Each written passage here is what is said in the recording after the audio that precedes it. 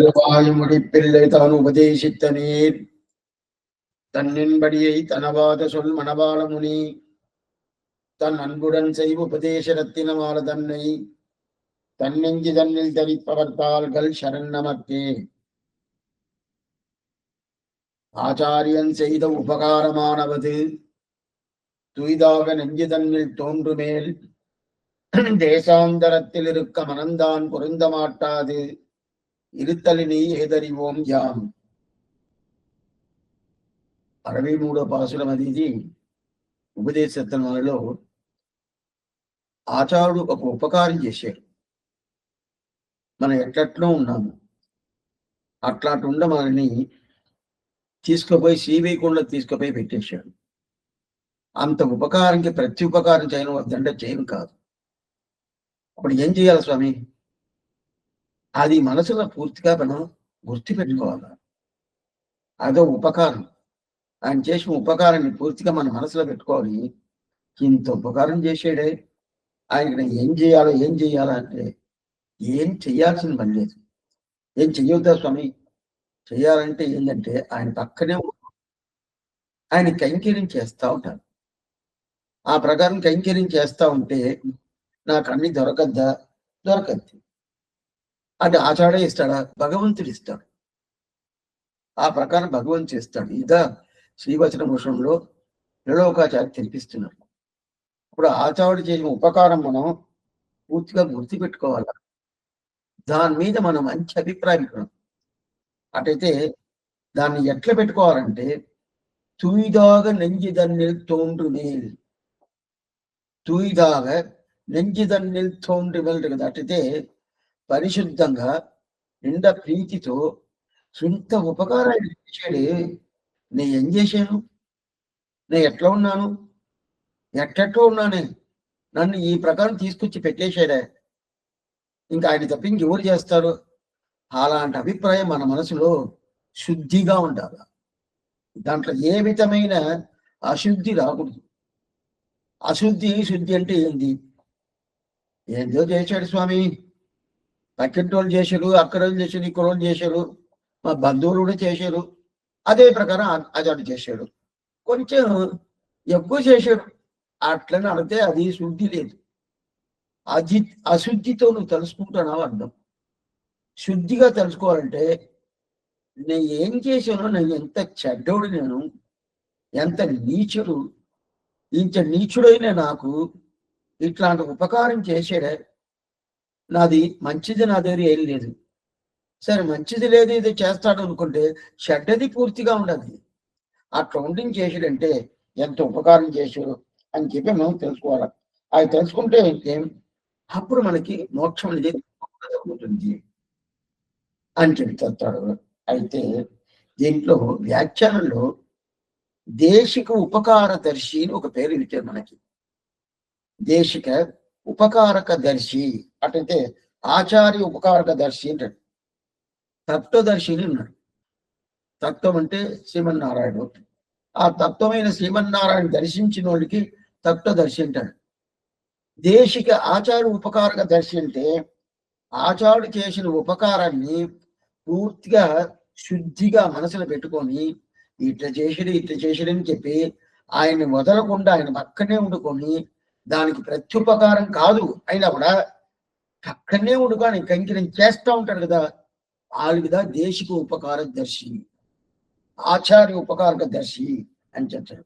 అయితే అట్లాంటి ఆయన చేసిన ఉపకారానికి మన మనసులో పూర్తిగా తెలుసుకోవాలి. సరే స్వామి, అటైతే ఏమో తెలుసుకుంటే ఏమవుతుంది? ఆయన ఎక్కడున్నాడో మనం అక్కడ ఉండాలి, ఆయన ఉండే తవర మనం ఉండాలి. ఆయనకి కైంకర్యం చేయాల. అట్లాంటి కైంకర్యం చేస్తే ఆయన ఏ స్థలాల్లో ఉండారో ఆ స్థలాల్లో మనం ఉండి పూర్తిగా అది కాకుండా అక్కడి నుంచి బయట రాకుండా అక్కడనే ఉంటాడా. అటైతే ఆయన ఎక్కడున్నాడో అక్కడే నా బతుకు, అక్కడే నేను ఉండాల్సింది, అక్కడే నేను అన్ని చేసుకోవాల్సింది ఆ ప్రకారం. అయితే ఆచార్యుడు కైంకర్యం చేయాలా, ఇదంతా చేయాలంటే ఎందువల్ల స్వామి జరగలేదు? ఈ కాలంలో నిన్ననే మనం చూసాం. దీనిలో ఈ కాలంలో బయటూరు విదేశం, భారతదేశాన్ని వదిలేసి బయటూరు పోయేది అనేది ఈ కాలంలో కొంచెం ఎక్కువైంది. ఎక్కువ ఏంటంటే వ్యాపార రీతిగా పోతారు, ఉద్యోగం రీతిగా పోతారు, సంపాదించాలని పోతారు. అక్కడ ఏదో వాతావరణం బాగుంటుంది అందువల్ల పోతారు. అక్కడ ముందే బంధువులు ఉండాలి, వాళ్ళు పిలుచుకుపోయారని చెప్పిపోతారు. ఎంతనో కొన్ని విషయం కోసం పోతారు. అయినా కూడా పోయేటోళ్ళు ఆచార్యుడికి ఈ ప్రకారం మనకు ఉపకారం చేసినా కానీ మనసులో పడిందంటే పోతారంటే పోరుంటారు. అప్పుడు పోయిన వాళ్ళంతా 8 మంది ఉంటారా స్వామి? వాళ్ళు ఏం చెప్తారు? ఇంకా మా ఉపకారం మనసులో పడలేదన్నారు. ఉపకారం మనసులో పడలేదండి. అయితే మీరు ఇప్పుడు చెప్పేది చూస్తే ఎవరో సమావేశనం చేసుకుంటారో వాళ్ళిద్దరూ ఆచార్య దగ్గర ఉండాలా అని అన్నట్టు కదా ఉండదు. అవును, అంతే. అటైతే ఎవ్వరు ఏమి చేయను కాదండి. దేశం ఇంప్రూవ్మెంటే కాదు, ఏదే కాదు, ఏం చేయను కాదు. మీరు ఆ కాలంలో ఉండాలి. ఆ కాలం అయితే ఏది లేదు. ఈ కాలం ఎంత ఉండేది తెలుసా? ఎంత డెవలప్మెంట్ అయింది తెలుసా? అట్లున్నప్పుడు ఆయన దగ్గర ఉండనవద్దా? ఆయన దగ్గర ఉన్నాడంటే తర్వాత నా కాపురంతో ఏమవ్వాలా అని అనుకుంటాం కదా. ఇప్పుడు కొంచెం మనం మార్పు రావాలని నేను చెప్పాలి. ఆ ఆలోచనలు ఆచారం మీద ఉండాలి. ఇదే నిన్న కూడా చూశాను. ఆచారం మీద ఉండాలి. అయితే ఎందుకోసం వాళ్ళు ఈ ప్రకారం చెప్పారంటే అప్పుడు దీనికి ఒక లూప్ హోల్స్ చేశామనుకోండి. మీరు లేకపోయినా కూడా మీరు ఆలోచనలు ఉండాలంటే అని చెప్పేశారు అనుకోండి, నేను ఎప్పుడూ ఆచారాన్ని తెలుసుకొని ఉంటానండి. నా బయట ఉంటే కూడా ఆ మాట చెప్తారు. తెలుసుకోరు, ఆ మాట చెప్తారు. ఇప్పుడు మీరు కదా చెప్పారు, లేదంటే కూడా బయట ఉండొచ్చు, ఉన్నా కూడా మీరు ఆచారం తెలుసుకొని చెప్పారు కదా, అందువల్లనే అక్కడ ఉండము అని చెప్పి ఏమిటే మనకి ఏదేది లూప్ హోల్స్ దొరుకుద్దని మనం చూస్తూ ఉంటాం.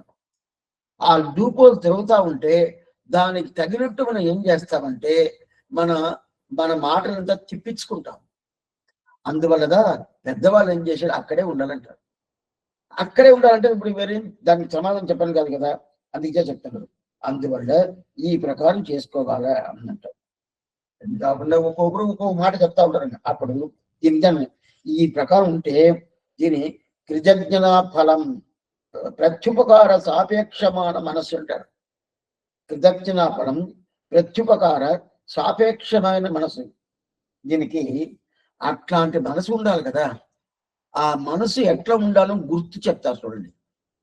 ఎట్లా ఉండాలా దానికి గుర్తు చెప్తారు ఆ వ్యాఖ్యాత. అదే కృతజ్ఞత ఫల ప్రత్యుపకార సాపేక్షమైన మనసు. అంటే కృతజ్ఞ ఫలం. కృతజ్ఞ అంటే ఏంది? ఆచార్యుడు మనకు ఉపకారం చేసాడు. ఆ ఉపకారం చేసేది మన మనసులో వచ్చి పూర్తిగా శుద్ధిగా ఉండాలి. అది మళ్ళా అది ఎందుకోసం శుద్ధిగా ఉండాలని చెప్తున్నంటే మన పాసురాలు ఆ ప్రకారంగా అనుగురించారు. తూయిదాగా నెంజిదన్నిల్ తోండ్రు మేల్. తూయిదు అని చెప్పారు కదా. ఆచార్యం చేత ఉపకార మానవది తూయిదాగ నెంజిదన్నిల్ తోండ్రు మేల్ అని చెప్పారు. తూయిదు అంటే ఏమర్థం తెలుసా? ద్రావిడ భాష. శుద్ధి అని అర్థం. ఏ విధమైన అశుద్ధి లేకుండా శుద్ధిగా ఉండాలి. పరిశుద్ధం చెప్తాం కదా, ఆ శుద్ధిగా ఉండాలి. శుద్ధి అంటే ఏం స్వామి? ఆయన చేసిన ఉపకారాన్ని ఇంకోటితో కూడా కంపేర్ చేయకూడదు. వాళ్ళు చేసాడు, ఆచార్యులు చేశాడు, అది కంపారిజన్ చేస్తే అశుద్ధి అని అర్థం. అది కాకుండా ఏం స్వామి ఆయన పెద్ద ఆయన కదా, ఆయన తెలుగులో ఆయన చేశాడు, అది పెద్ద విషయమా అంటారు కదా. అది శుద్ధి కాదు, అశుద్ధి. అప్పుడు ఏం స్వామి, నే ఎట్లాంటి ఎంత నీచుడు, నాకు శేషుడు, నా తప్పు చూడకుండా అదే మంచిది ఏమీ లేకుండా చేసాడు కదా, అలాంటి అభిప్రాయాలు ఉపకారం చేశాడని చెప్పి ఆ అభిప్రాయం రావాల. సరే, దానికి ఏం చెప్తాను? ప్రత్యుపకార సాపేక్షమైన మనసు.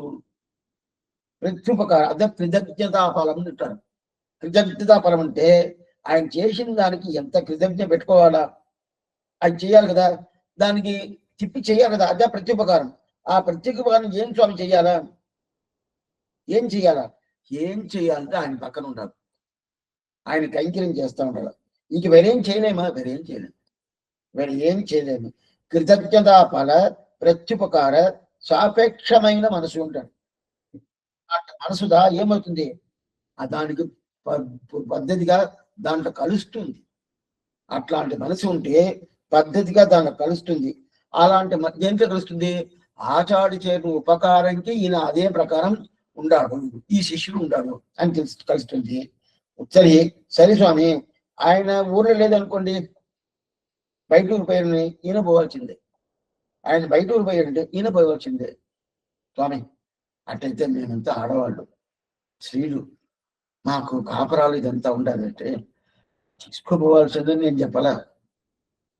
అర్థం నేను చెప్పాను. ఏం చెప్పాను? ఆయన మీద ఒక అభిమానం పూర్తిగా ఉండాలి. అది నిజంగా ఉండాలి, శుద్ధిగా ఉండాలి. ఇది అది మాటతో చెప్పనవద్దే కానీ మీరు ఉండారా మీరు లేదా అని చెప్పి ఇంకోటి దానికి పరీక్ష చేయనవద్దంటే చేయని కాదు. ఇప్పుడు వింటున్నారు, మీరు ఆలోచనలు ఇక్కడ ఉండాలా అనే ఒక అభిప్రాయంలో అడిగి చెప్తున్నారు, మీరు ఉంటారు. ఇంకనే కొన్ని మంది ఆలోచన ఎక్కడో ఉండింది అనుకునే అడిగనికి తెలిసి ఆ తర్వాత అడిగనికి ఆలోచన చెప్పినప్పుడే ఇదే ఆలోచన నేను చెప్తున్నాను అంటే చెప్పకుండా లేకుండా కూడా ఉండొచ్చు. అయితే లేకుండా ఉంటే తప్పిపోద్ది, మాట తప్పిపోద్ది, ఏం చెప్పాలో తప్పిపోద్ది. అయితే మీరు వినేటోళ్ళకి అట్లా కాదు, వినేటోళ్ళు ఎక్కడో ఆలోచన చేసి కూడా వినొచ్చు. అప్పుడు ఆ ప్రకారం ఉండాలి. అది మీకు ఒక్కరికే తెలుసు, ఎవరికి తెలియదు, భగవంతుడికి తెలుసు.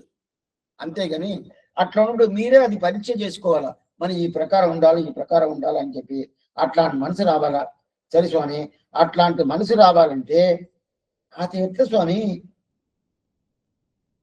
ఆయన ఒక్క విషయం చెప్తాను. ఇప్పుడు ఆయన మన దగ్గర లేదనుకోండి, మనం ఆయన దగ్గర లేదు, ఆయన మన దగ్గర కాదు, మనం ఆయన దగ్గర లేదనుకోండి, మన ఆయన దగ్గర లేదంటే ఈ మనసు అనేది మన దగ్గర ఉండదంట. ఏం స్వామి మీరు ఈరోజు కొంచెం మీరు గుర్తుగా వినాలా, కొన్ని సూక్ష్మమైన అర్థాలంతా చెప్పతాను. ఇప్పుడు ఆయన దగ్గర మనం లేదు, ఏదో పరిస్థితి అలాగ వచ్చింది, బయట ఊరికి పోయాము, ఎక్కడో పోయాము. ఇప్పుడు మన మనసు మన దగ్గర లేకుండా ఆయన దగ్గర పోద్దంట. ఎట్లా స్వామి పోద్ది? నేను ఎక్కడున్నానో అక్కడే కదా మనసు ఉంటుంది, నేను లేనప్పుడు పోద్ది అంటే ఆళ్వారు అంటే చెప్తున్నాడు, నా మనసు నా దగ్గర లేదు, నా మనసుని నిన్నిడయే నల్లే నింటి నింగి నేబీం శంగం ఇరుగైకొండు. నేను ఇంతమైతే మీతో కూడా నాకు అలవపోయేది లేదు. ఎవరిని చూసి చెప్తాను? తల్లిదండ్రుల్ని చూసి, ఆకుండే స్నేహితురాలను చూసి ఆడవారు చెప్తున్నారు, నీకు మీద నేను నీతో కలవపోయేది లేదని చెప్తా ఉంటే అప్పుడు ఇంకా బయట రాలా, వాళ్ళు వదిలేసి ఏం చేసిందంటే ఆళ్వారు మనసు ఉంటది కదా, అదే ఆ హృదయ గమనం, ఆ మనసు ఏమైందంటే ఆళ్వారికి తలవకుండా బయలుదేరేసిందంట. అది ఆళ్వారితో కూడా ఉండాలి, నమ్మాళ్ళతో ఉండాలి కదా, లేదు, అక్కడి నుంచి బయలుదేరేసింది. ఎక్కడ పోయింది స్వామి? ఆళ్వారి దగ్గర లేదు. కానీ మీరంతా విలబడిందే లేదా? నా దగ్గర నా మనసు ఉంటుంది, అదే నీ దగ్గర మీ మనసు ఉంటుంది, ఇంకొక దగ్గర పోద్దా? పోద్ది. దీనికి ఒక దృష్టాంతం చెప్తాను. ఎందుకు ఇంకో దగ్గర పోతుంటే ఆచారుడు చేసిన ఉపకారం అనేది మన మనసులో పడలేదంటే మనసు చూసొద్దంట. చూసి ఏంది ఇతను ఇట్లున్నాడు, ఆయన ఎంత ఉపకారం చేసిన ఇట్లున్నాడా, సరే అటైతే ఇంకా నేను ఇంత ఉండడానికి వీలు లేదు, పోదాం. మనసు సపరేట్గా పోతుంట. ఏంటో మనసు అచిత్, జ్ఞానమే లేదు, జ్ఞానశూన్య, అది పోద్దా? ఒక దృష్టి చెప్తాం. రామమ్మే అనుకదా దృష్టికి అత్యాపిన నివర్తతే. దశరథుడు ఈ మాటలు చెప్తున్నాడు. దశరథుడు ఈ మాట చెప్తున్నాడు. ఓ రాముడు బయలుదేరిపోయాడు, 14 సంవత్సరాలు చెప్పి కైకేయి చెప్పింది, పోయాడు. పోయిన తర్వాత ఇప్పుడు ఏం చేస్తున్నాడంటే ఎవరిని కైకేయిని చూసి చదువుతున్నాడు.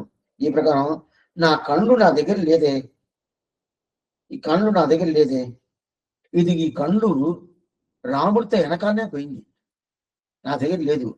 నువ్వు ఉన్నావా? తెలవలేదా నాకు? ఎక్కడున్నావు కౌశల్య? నువ్వు ఉన్నావా? నాకేం కనిపించలేదే, నా కళ్ళు నా దగ్గర లేదే. ఈ మాట చెప్తున్నాడు వాల్మీకి రామాయణంలో. ఎందుకంటే రాముడు వెనకాల పోయింది, కళ్ళు అచిత్, కళ్ళుకి జ్ఞానం లేదు. కళ్ళుకి జ్ఞానం లేనప్పుడు అప్పుడు కళ్ళు వెనకాల పోద్ది పోద్ది. సరే తీసుకురా, లేదు తీసుకొని కూడా రానవదు, ఏం కనిపించలేదు, వెనకాల పోయింది, ఎట్ట పోయిందో తెలవడా. ఏంటి సముద్రంలో ఒక ఇసుకలో ఒక రాయి వేసాను అనుకోండి, ఎత్తన మధ్య ఎక్కడికే పోద్ది, ఎట్ట పోద్ది తెలియదు.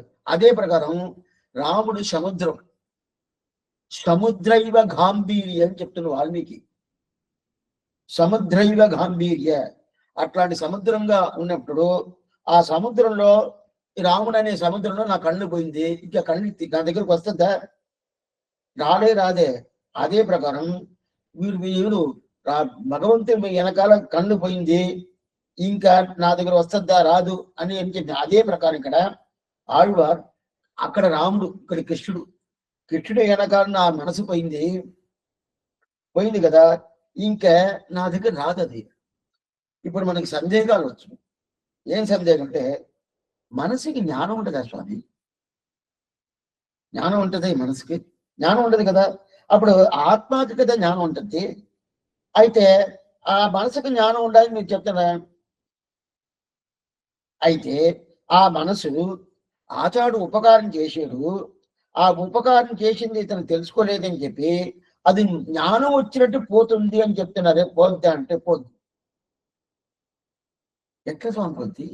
జ్ఞానం వచ్చినట్టు పోద్ది అంటే పోద్ది. ఆత్మ అయితే పోద్ది, జ్ఞానం ఉండే వస్తువు అయితే పోద్ది. ఈ మనసుకి జ్ఞానం అనేది లేదు, అప్పుడు పోతుంటే పోద్ది. ఏమిటి? దానికి జ్ఞానం లేదు, ఒప్పుకుంటాను.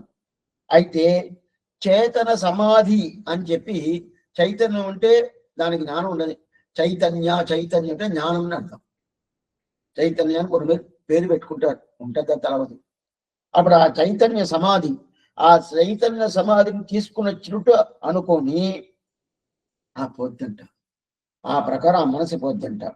అందులో అంటే ఆత్మదా జ్ఞానం ఉండదు, ఆత్మదా చైతన్యం అనేది ఆత్మకు ఉండదు, మనసుకి లేదు. అయితే ఆత్మ చెప్పినట్టుగా మనసు వింటుంది. అయితే కూడా ఈ ఆయన ఆచార్యుడు చేసిన ఉపకారం ఉంటుంది కదా, ఆ ఉపకారం మనసులో పడలేదు అనుకోండి, పడలేదంటే మనసులో పడలేదంటే మనం తెలుసుకొని దానికి తగినట్టు ఉండలేదు లేదంటే ఏమైపోతుందంటే మనసు పోతుంట. మనసుకి జ్ఞానం లేదే స్వామి. జ్ఞానాన్ని అది ఏం చేసిన చేతన సమాధి లాగా తీసుకొని, ఓ ఈ మాత్రం ఉందే అని చెప్పి ఇంకా ఇంత నేను ఉండాల్సిన మళ్ళీ ఎంత ఉపకారం చేస్తున్నాడు ఆచార్యుడు. ఈయన కొంచెం కూడా తలిసేసి ఉండలేదు, ఎందుకోసం ఇందరూ ఉండాల్సిన మళ్ళీ అని చెప్పి ఆళ్వారే చెప్తున్న ముందుట్ల నుంచి. ఈ ప్రకారం ఇప్పుడు దశరథుని చెప్పాను, దశరథుడు కళ్ళు ఎక్కడైంది? రాముడి వెనకాల పోయింది. రామమ్మే అను కదా దృష్టికి, నా దృష్టి అంటే కళ్ళు పోయింది, నా రాముడి వెనకాల పోయింది. కళ్ళు కూడా జ్ఞానం లేదు. ఇది రాముడి చూశాము, మనల్ని చూశాము. భగవంతుడికి ఇలాగ అయింది. ఆయనది ఏదో పోయిందా? అవును పోయిందండి.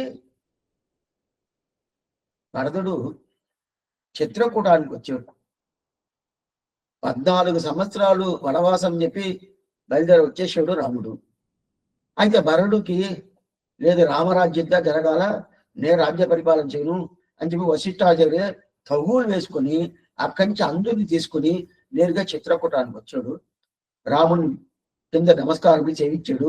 సేవించి నన్ను దాసుని అనుకో, నన్ను శిష్యుడిని అనుకో, నన్ను ఏదైనా అనుకో, తమ్ముడిని అనుకో, ఏదైనా అనుకో, నువ్వు రావాల్సిందే. నువ్వు వచ్చి నీ చేతులారా రాజ్య పరిపాలన చేయాలా, రాజ్యం నీది, నాది కాదు, నేను నీకు దాసుడు అని చెప్పి ఎన్నెన్ని మాటలు చెప్పాలని చెప్పాడు. శరణాగతి చేశాడు భరతుడు, శరణాగతి చేసిన తర్వాత రాముడు ఏం చెప్పాడు? లేదు నేను రాలేదు. ఎంతంత మాట చెప్పినా రాలేదు. ఇప్పుడు ఏమైందంటే, ఇదన్నీ రాముడికి పాతుక ఉంటుంది కదా, చెప్పులు చెప్పకూడదు, పాతుక అని చెప్పాలి. ఆ పాతుక ఏం చేసింది? ఇదంతా వింటుంది. పాతుకకి జ్ఞానం లేదు, అయితే వింటుంది. భరతుడు పిలిచాడు, భరతుడు శరణాగతి చేశాడు.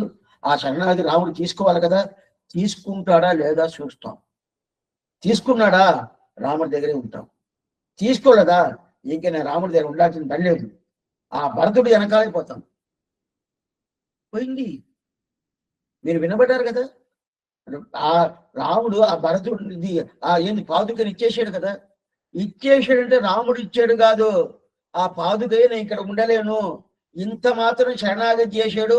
అతని దగ్గర నువ్వు పోకుండా ఏదో దశరథుడు చెప్పాడు మాట పెట్టుకుంటావే. దశరథుడి మాట ఏం మాట? అది సామాన్యమైన ధర్మం, ఇది విశేష ధర్మం. ఎప్పుడైనా మన మన మన లైఫ్లోనే సామాన్య ధర్మానికి విశేష ధర్మానికి పోటీ వస్తుంది. ఏది స్వామి చెయ్యాలా? సామాన్య ధర్మం చేయాలన్నా విశేష ధర్మం చేయాలన్నా? విశేష ధర్మంగా మనం పాటించాలి. సామాన్య ధర్మం వదిలేయచ్చు. ఒక్క విషయం చెప్తాను. సంధ్యావనం చెయ్యాలా? ఒక బ్రాహ్మణుడు మూడు అధికారులకి సంధ్యావనం ఉండాలి. బ్రాహ్మణ, క్షత్రియ, వైశ్య 3 కులానికి సంధ్యావనం ఉండాలి. అయితే సంధ్యావనం ఆ కాలంలో చేయలేదంటే ఉదయం చేయాలా, మధ్యాహ్నికం చేయాలా, సాయంకాలం చేయాలా? చేయలేదంటే దోషం చెప్తుంది శాస్త్రం. చేసిన దానికి ఏ ఫలితం లేదు. అయితే చేస్తే దోషం లేకుండా ఉంటుంది అంతే. ఇప్పుడు నేను భగవత్ కైంకర్యము, భాగవత కైంకర్యము, ఆచార్య కైంకర్యము చేస్తున్నాను. ఆ టైంలో కరెక్ట్గా ఆ సంధ్యావనం టైం వచ్చింది, నేను చెయ్యాల. ఇప్పుడు నేను చేయలేదు, ఆ దోషం నాకు వచ్చేసేదంటే రాదు. ఎందుకు స్వామి? సామాన్య ధర్మం సంధ్యావనం, విశేష ధర్మం భగవత్ కైంకర్యం, భాగవత కైంకర్యం, ఆచార్య కైంకర్యం. అప్పుడు విశేష కైంకర్యం ఉన్నప్పుడు సామాన్య ధర్మాన్ని వదిలేయచ్చు.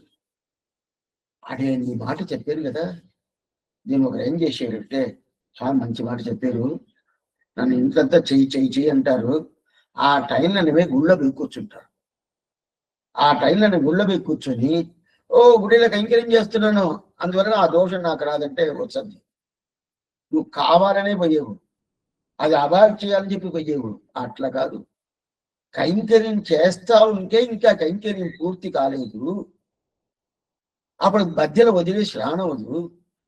అప్పుడు నువ్వు చేయలేదంటే దోషం లేదు. అప్పుడు కూడా ఆ కైంకర్యం పూర్తి అయిపోయిన తర్వాత చేయాల్సిందే. అయితే దానికి దోషం ఉండదు. అదే నేను ఉద్యోగం పోయాను, ఏదో వేరేదో ఒక తావుకుని ఉన్నాను, అప్పుడు నేను సంధ్యావనం చేయలేదంటే దోషమే. భగవత్ కైంకర్యము, భాగవత కైంకర్యము, ఆచార్య కైంకర్యం చేస్తా ఉన్నప్పుడు అప్పుడు సంధ్యావనం చేయలేదంటే దోషం లేదు. అప్పుడు సామాన్య ధర్మం, విశేష ధర్మం. సామాన్య ధర్మం ఇది సంధ్యావనం, విశేష ధర్మం ఇది భగవత్ కైంకర్యం. అందువల్ల అది చేసి కావాలా, ఇది అదే ప్రకారం. ఇప్పుడు సామాన్యులు దశరథుడు ఏం చేయాలి? దశరథుడు చెప్పిన మాట వినాల. సరే, తండ్రి మాట వినాల, తండ్రి మాట వినాలి అవతారం. అయితే దానికి విశేష ధర్మం శరణాగతి చేసేది, అది కావాలి కదా. అదే ప్రకారం ఇప్పుడు ఉపకారం చేసాడు ఆచార్యుడు. ఉపకారం చేసినప్పుడు ఆ ఉపకారం తగినట్టు మనం లేదనుకోండి, ఈ మనసు ఏం చేస్తుందంటే, నీ దగ్గర నేను ఉండాల్సిన పని లేదు, నువ్వు ఏం ఇంత మోసమైనడుగా ఉండవు, ఏదైనా ఉండాలా? ఈ మాట అడుక్కొని దానికి చైతన్యం వచ్చినట్టుగా అది బయలుదేరిపోతుంట. మనకు అది కావాలా? ఆళ్వారు చెప్తాడు, ముందుట్ట నంజే పెరియ తిరువందాలి చెప్తాడు మొదట పాసురం. తిరువిరుద్ధం తిరువాతిరియం పెరియ తిరువందాలి ఒక గ్రంథం, దాంట్లో మొదట పాసురం చెప్తాను, ముందుట్ట నంజి. ఎందుకంటే భగవంతుడు సేవించాల, సేవించినప్పుడు ఆళ్వారు ముందు పోవాలి కదా. అట్లా నిలబడినాడు ఆళ్వారు, ఏంది నిలబడి ఉన్నాడని చెప్పి ఈ కంచి మనసు ఏం చేసింది, బయలుదేరిపోయింది. ఒక 4 అడుగులు ముందుకు పోయింది. ముందుట్ట నంజి 4 అడుగులు ముందుకు పోయింది. అప్పుడు ఆచార్య చేసిన ఉపకారం అనేది అది మన మనసులో పడలేదనుకోండి, ఏం చేస్తుందంటే, మీ మనసు ఏం చేస్తుందంటే, ఏంటంటే ఇతను ఈ మరకున్నాడు, నేనైనా తప్పించుకుంటాను అని చెప్పి అది ఆ మనసు ఏం చేసేదంటే ఇక్కడికి పోతుంది, ఉండనే ఉండదంట. ఏం లేదు, దీనికి ఒక ఎగ్జాంపుల్ చెప్తాను.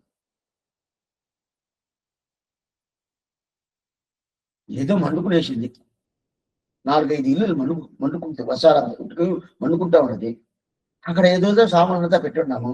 పెట్టినప్పుడు ఏం చేసేది, నేను తప్పించుకోవాలా, లోపల నేను ఉన్నాను, తప్పించుకునే మాత్రం కాదు, నా సామాన్యంతా ఉండదు కదా, ఏది తెస్తే నాకు బాగుంటుందో అది ఎంత తీసుకునేందుకు అది ప్రయత్నం చేస్తున్నా కదా.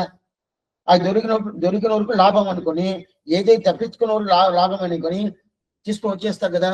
అప్పుడు మనం ఏం చేస్తాము, ఓ ఇది లేదే అది లేదని చూస్తూ ఉంటాం. అది అదే ప్రకారం ఏమైంది మనసు, ఆయన ఏం చేయలేదు, ఆచార్యుడు ఉపకారం చేసాడు, ఆయన ఏం గబగా ఉన్నాడు, ఉపకారం కలిసి కూడా చూడలేదు, మనం ఎందుకు ఉండాలి అత్యంతనే బయలుదేరేస్తాం. అంటే అదే ప్రకారం మనం బోట్లో పోతా ఉన్నాం అనుకోండి, చెరువులను లేదు నదీలను పోతా ఉన్నప్పుడు, అప్పుడు అది ఏదో బోటు ఏదో బొక్క పడిపోయింది, నీళ్ళు వచ్చేస్తుంది. అప్పుడు ఏం చేయాలా? మునిగిపోద్ది. అప్పుడు ఏం చేస్తారు? కొంతమంది ఏం చేస్తారు అంటే దుమ్మకుతారు. నీళ్ళు దుమికి ఈత కొడుకొని పోతారు కదా, తప్పించుకొని పోవాలి కదా. అదే ప్రకారం తప్పించుకొని పోయేంత మాత్రం ఇప్పుడు మనసుకి వచ్చేసింది. ఓ నీ దగ్గర ఉండాల్సిన పని లేదు, తప్పించుకొని పోతాను అర్థాతను. ఆ మనసుకి అట్లాంటి పని తప్పితే నువ్వు ఆ ఉపకారం తలవలేదంటే మనసు నీ దగ్గర ఉండదు, నీ దగ్గర మనం ఉంది. ఇదిగా రామానుజ నూట్రందాదిలో திருவரங்கத்தோதனார் చెప్తున్నాడు.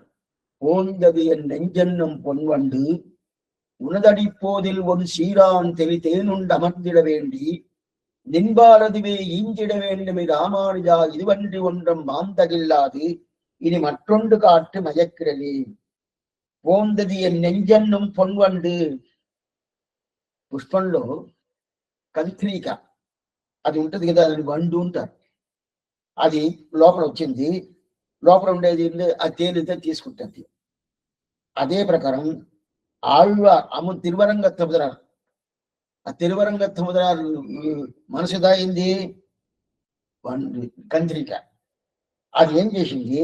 రామానుజుల వారి తిరువడి ఉంటది కదా, ఆ తిరువడిలో ఉండే పుష్పంలో, అది తిరువడి ఏంటి? ఇది తామర పుష్పమే కదా, దాంట్లో తేనె ఉంటుంది కదా. తేనె అంటే చాలా కళ్యాణ గుణాలు ఉంటుంది. అట్లాంటి కళ్యాణ గుణాలు దాన్ని అన్ని తీసుకోవాలి కదా. అందు ఏం చేసింది? తిరువరంగత్తమున వస్తాడో రాదో తెలవదు, నేను పోయి ఆ రామానుజుల వారి తిరువడి ఉండే తేనె నేను తీసుకుంటాను అని చెప్తుంది కదా. అది తనిగా పోయింది. పోనా స్వామి, ఆత్మాత కదా పొద్ది, ఆత్మ కదా జ్ఞానం ఉంటుంది, ఇది పొద్దు అంటే ఆ దీనికి జ్ఞానం వచ్చినట్టు పోతుంది. అంత మాత్రం ఆచార్య అభిమానం పెట్టుకుంటుంది కదా. అప్పుడు ఆచార్యుడు తిరుమల దగ్గర అంతమంది అభిమానం పెట్టుకోవాలా. అప్పుడైతే ఏమి మనసుతో ఉంటారు. అప్పుడు ఉపకారం తెలియాలి. అప్పుడు ఉపకారం తెలిస్తే అప్పుడు ఆ కైంకర్యం మనం ఎక్కడ ఉండాలో అక్కడ మనం కైంకర్యం చేయాలి. ఆయన ఏదో దివ్యదేశం పోయాడండి, వెనకాల పోవాల్సింది, పోయి చేయాల. ఆ ప్రకారం చెయ్యాలి కదా. అది అప్పుడు తిరువరంగ. అదే ప్రకారం ఇప్పుడు ఈ మనసు అనేది దాంట్లో ఒకటికొకటి కలపాల. కలిపిన తర్వాత ఈ మనసుకి ఓ పర్వాలేదు, ఇతను ఈ ప్రకారం ఉండాలి చెప్పి అయిపోద్ది కదా. అప్పుడు ఆచారం మనకు చేసిన ఉపకారం మనకు మనసులో పడిందంటే శగవాసం సిద్ధికం, శగవాసం సిద్ధికం అంటది. అట్లయితే ఆచారం మనతో ఉంటే శ్రీవచన భూషణంలో ఆశ్చర్యంగా ఒకటి చెప్తారు. ఏంటంటే మనకి ఉపకార స్మృతి ఉండాలంట. ఉపకార స్మృతి అంటే ఆచార్యుడు ఈ కైంకర్యం చేసి ఇంత మాత్రం మనకి చేసేడే అని చెప్పి అనుకుంటా ఉన్నారంట. సరే, ఇప్పుడు ఆచార్యుడికి సహవాసం ఉంటే ఏమవుతాడంటే ఏమవుతుంది? మోక్షం దొరుకుతుంది. దీని గురించి 2 సూత్రాలు శ్రీవచన భూషణంలో సింపుల్ గా చెప్తాను, మీకు అర్థమేంటి చెప్తాను. 2 సూత్రాలు 309, 310. ఈ 2 సూత్రంలో 2 విషయాలు చెప్తున్నాడు. అంటే దీన్ని బాగా తెలుసుకుని ఆచార్యుడితో మనం ఉన్నామంటే, ఆయన ఉపకారం చేసి అనుకున్నామంటే ఆయన దగ్గర సహవాసం మనకి పరిపూర్ణంగా సిద్ధిస్తుంది. అదంటే అది స్థాపిస్తాము, ఆయనకి మనకి సంబంధం ఉన్నది స్థాపిస్తాము అని చెప్తారు. దానికి 2 సూత్రాలు. ఈ సూత్రం ఇప్పుడు వ్యాఖ్యానం చదువుతాను. ఇది కొంచెం చాలా ముఖ్యమైన విషయం మీరు తెలుసు. అంటే ఉపకార స్మృతియాలే முந்திற்ற நெஞ்சாய் போந்தது என் நெஞ்சென்னும் எண்ணும்படி பொருத்தமடையாது இருக்கிற உய்தி ஓரிடத்திலும் பொருத்தமடையாத மாற்றாது ஆகையால் உபகார ஸ்மృతిயாலே சகவாசம் சித்திக்கும் என்கிறபடியே சகவசித்தாய் அவன் கண்வட்டம் விடாது வளர்த்து போர்மருளை நெஞ்சி விஸ்லேஷித்து தரித்திருக்க மாட்டாதிரே. அப்படிப்பட்ட திருவுள்ளக்குறத்தை உடையவர்கள் தெய்வவாடி ஆண்டான் நெஞ்சியர் போல்வார். இனி விஸ்லேஷித்திருக்க மனம்தான் பொருந்த மாட்டாது என்பான் என்ன? விஸ்லேஷித்திருத்துபவர்கள் உண்டாயிருக்கிறதே என்ன? இருத்தல்வி ஏதறியோம் யாம் ஆச்சாரியன் பண்ண உபகாரத்தை అనుసంధిత్తేలానాగల్ జ్ఞాన అంశముடைய మరైంది అజ్ఞానమే మేలిடும். మన దగ్గర ఉపకారం లేదంటే చాలా భయపెట్టిస్తాడు. మనకి జ్ఞానమే పోద్దంట. ఆయన మనకి జ్ఞానం ఇచ్చాడు కదా, ఆ జ్ఞానం పోద్దంట. పోద్యా స్వామి ముందే మనం చూసినాం. ఎక్కడ చూసినామంటే కర్ణుడు పరశురాముడి దగ్గర అన్ని నేర్చుకున్నాడు. ఆచార్యుడు పరశురాముడు ఆయన దగ్గర అబద్ధాలు చెప్పి నేర్చుకున్నాడు.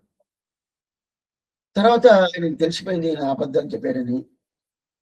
ఏమైందంటే యుద్ధంలో అన్ని మర్చిపోయాడు. ఆయన చెప్పించిన విద్య ఏదైతే ఉంటుందో మంత్రాలు అన్ని మర్చిపోయాడు. ఎందుకు చెప్తానంటే ఇప్పుడు ఆచార్యుడు ఇప్పుడు ఇప్పుడు మనకి అలాంటి పరిస్థితి ఉండాలా? ఆచార్యుడు ఎలా ఉండాలా? శిష్యుడు ఎలా ఉండాలి? ఇప్పుడు ఆయన ఉపకారం చేశాడు. ఆ ఉపకారాన్ని నేను తెలుసుకోలేదంటే నాకు మోక్షం దొరకదుంటారా స్వామి? అది ఎలా స్వామి? అది ఎలా? అది ఆయన నాకు ఇచ్చేసాడు. ఇచ్చేసిన తర్వాత నాకు జ్ఞానం ఇచ్చేసాడు. ఇచ్చేసిన తర్వాత నాకెందుకు మోక్షం దొరకదు? నేను తెలుసుకున్నానే. తెలుసుకున్న తర్వాత నాకు మోక్షం దొరకదా? దానికిదా ఈ 2 సూత్రాలు గుర్తుగా మీరు వినాల. 2 సూత్రాలు ఏం చెప్తుంది? తన్నై మారాడి నిனைக்கையாவது తన్నై ఆచార్య என்று నిனைக்கை. అట్లంటే ఆచార్యుడితో మనం కలిసేమంటే మనకి సహవాసం సిద్ధిస్తుంది. అటైతే ఎందువల్లంటే ఉపకార స్మృతి అంటే జ్ఞాపకం. ఆయన ఇంత ఉపకారం చేసాడని చెప్పి మనం గుర్తుపెట్టుకుంటాము. అందువల్ల చేసేమంటే అది గుర్తుపెట్టుకుని దాన్ని తగినట్టు మనం అనుష్ఠానం చేయాలా. అనుష్ఠానం చేసేమంటే సహవాసం అనేది సిద్ధిస్తుంది. అప్పుడు మనకి ఆచారుకున్న సంబంధం బాగా పరిపూర్ణంగా ఉంటుంది. అప్పుడు ఏమవుతుంది? ఆచార్యుడు ఎప్పుడు మనతోనే ఉంటాడు, మనం ఎప్పుడు ఆచార్యతోనే ఉంటాం. 2 కలుస్తుంది. అప్పుడు ఆచార్యుడు లేదనుకుంటే మనతో లేదనుకుంటే మనకి ఏదో ఆప్తి వస్తుంది. ఏం స్వామి ఆప్తి వస్తుంది? దీంట్లో 209 సూత్రం, సారీ 309, 310 ఈ 2 సూత్రంలో చెప్తున్నాడు. తన్నై మారాడి నిனைக்கையாவது తన్నై ఆచార్యుడు என்று నిனைக்கை. సరే, ఇప్పుడు ఆచార్యుడు ఆయన్ని ఏందా నడుచుకోవాలా? ఈ తాడుకుంది. ఆచార్యుడు శిష్యుడు గురించి ఎలా తెలుసుకోవాలా? ఆచార్యుడు ఆయన్ని గురించి ఏం తెలుసుకోవాలా? ఆయన గురించి ఏం తెలుసుకోవాలా? శిష్యుని గురించి ఏం తెలుసుకోవాలా? శిష్యుని గురించి వేరు విధంగా తెలుసుకోకూడదు. ఆచార్యుడు ఆయన ఉంటాడు కదా, ఆయన గురించి వేరు విధంగా తెలుసుకోకూడదు. వేరు విధంగా తెలుసుకుంటే ఏది? అది మంచిది కాదు. ఇప్పుడు శిష్యుడిని తెలుసుకుంటాడు కదా, ఆచార్యుడు కదా, ఆయన ఆచార్యుడు తెలుసుకుంటాడు కదా, తెలుసుకోకూడదు. ఇంతసేపు మీరు అదే కదా చెప్పారు. ఎన్ని కాలక్షేపాలు మీరు చెప్తున్నారు. శ్రీవచన మోక్షం నుంచి ఇది ఎన్ని ఎక్కారు. ఆచార్యుడుగా తెలుసుకోకూడదు, ఆయన తెలుసుకోకూడదు. అప్పుడు ఈయన శిష్యుడు తెలుసుకోకూడదు. పూర్తిగా నేను వినండి. ఏం స్వామి ఇది? నా శిష్యుడు వచ్చాడు. అప్పుడు ఆచార్యుడు చెప్పకూడదు. నేనే ఆచార్యుడు అని చెప్పి ఆచార్యుడు చెప్పకూడదు.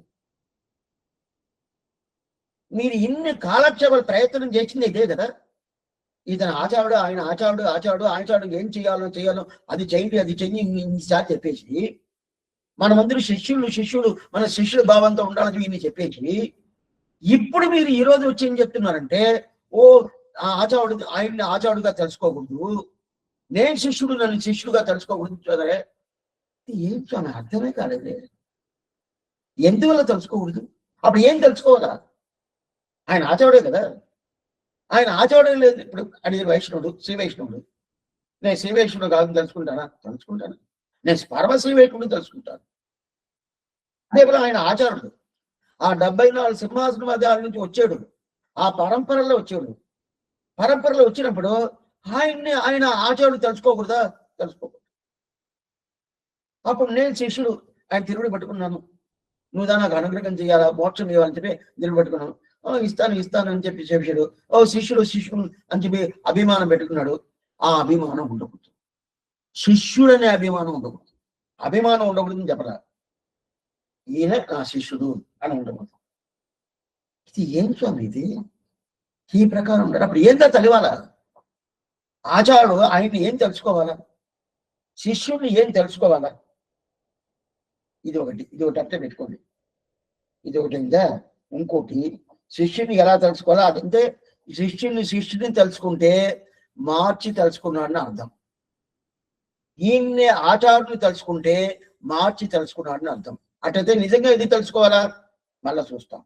నిజంగా ఏం తెలుసుకో చెప్పేస్తాను, ఈరోజే చెప్పేస్తాను. ఇది ఒకటి.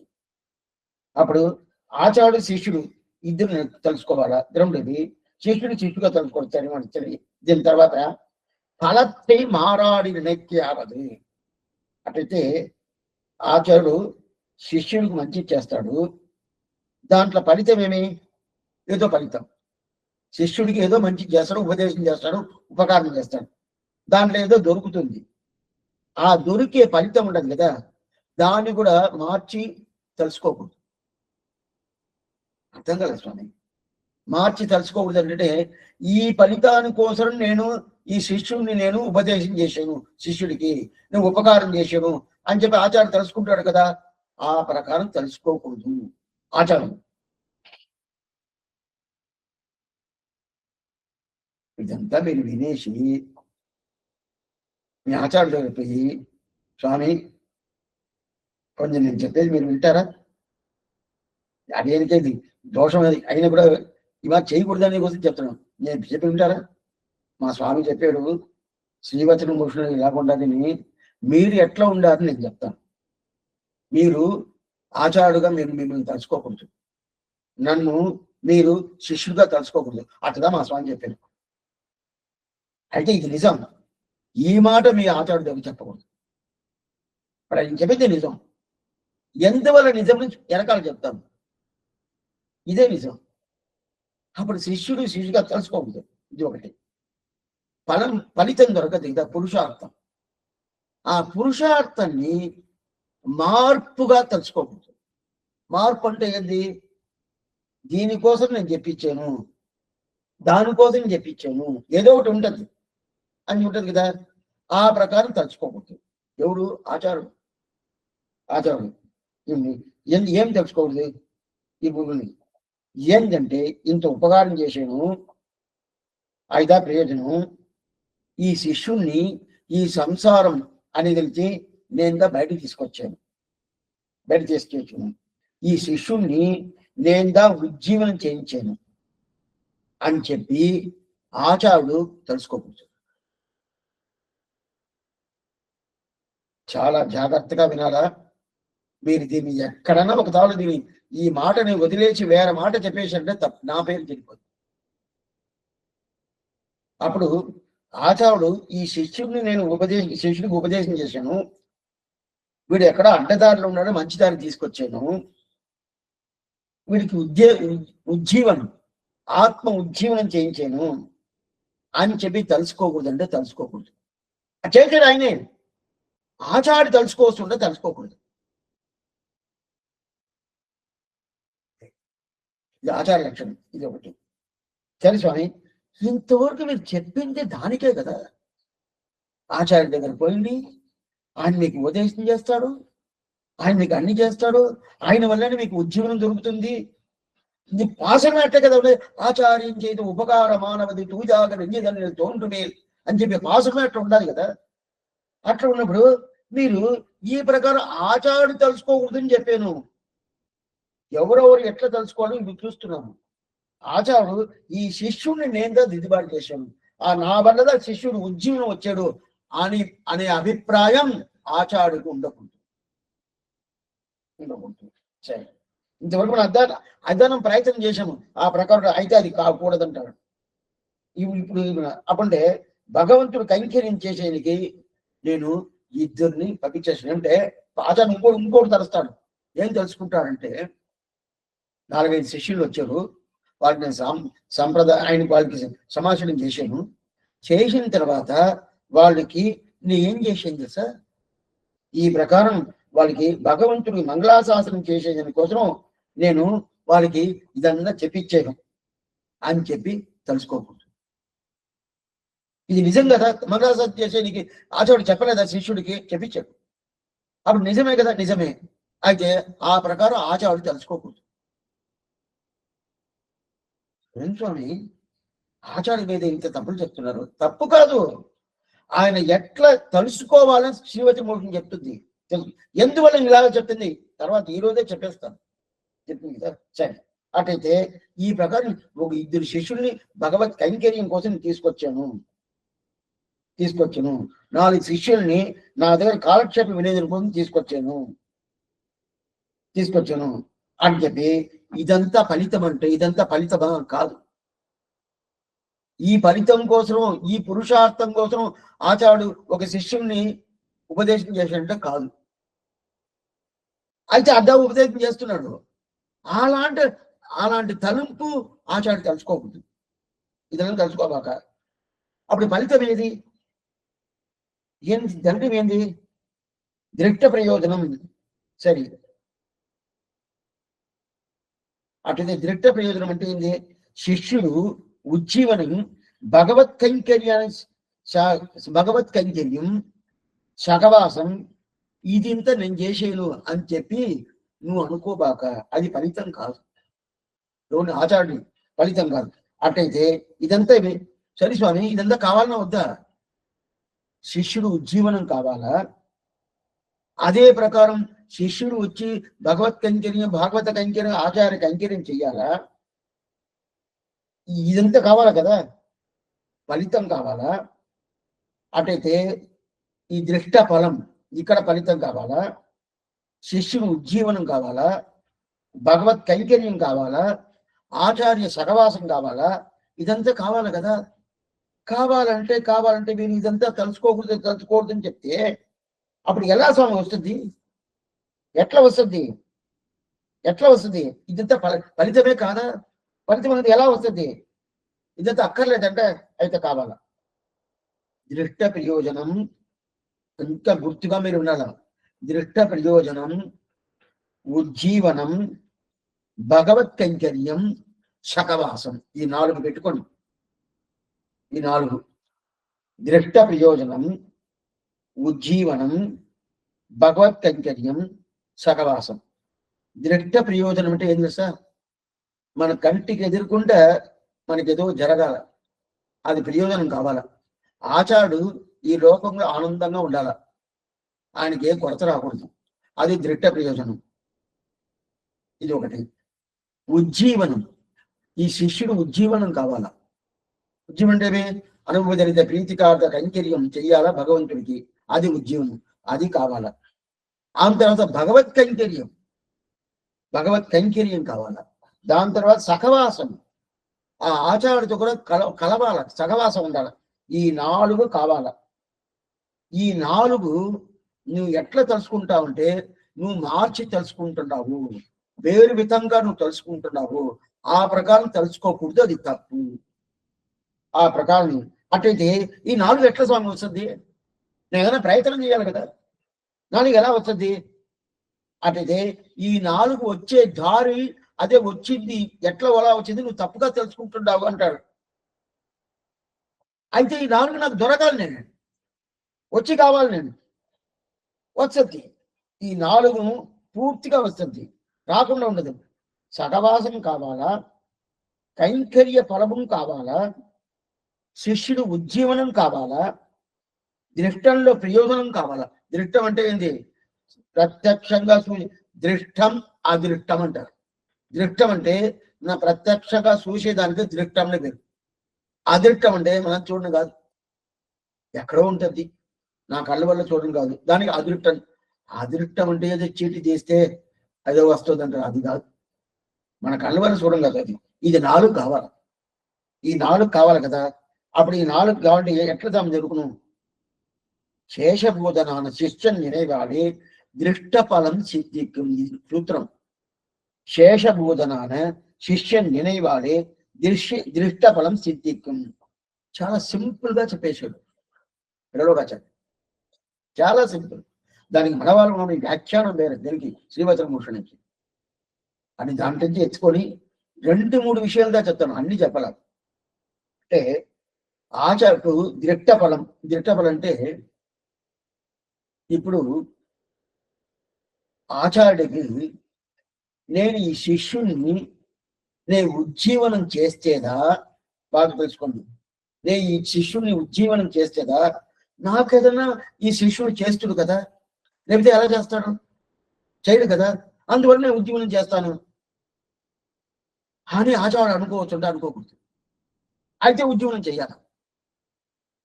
ఆ ఉపకారం చేస్తా ఉండాలి శిష్యుడికి. ఉపకారం చేసిన దానో నాకు ఉపకారం చేస్తాడు, అందువల్ల నేను ఉపకారం చేస్తున్నాను.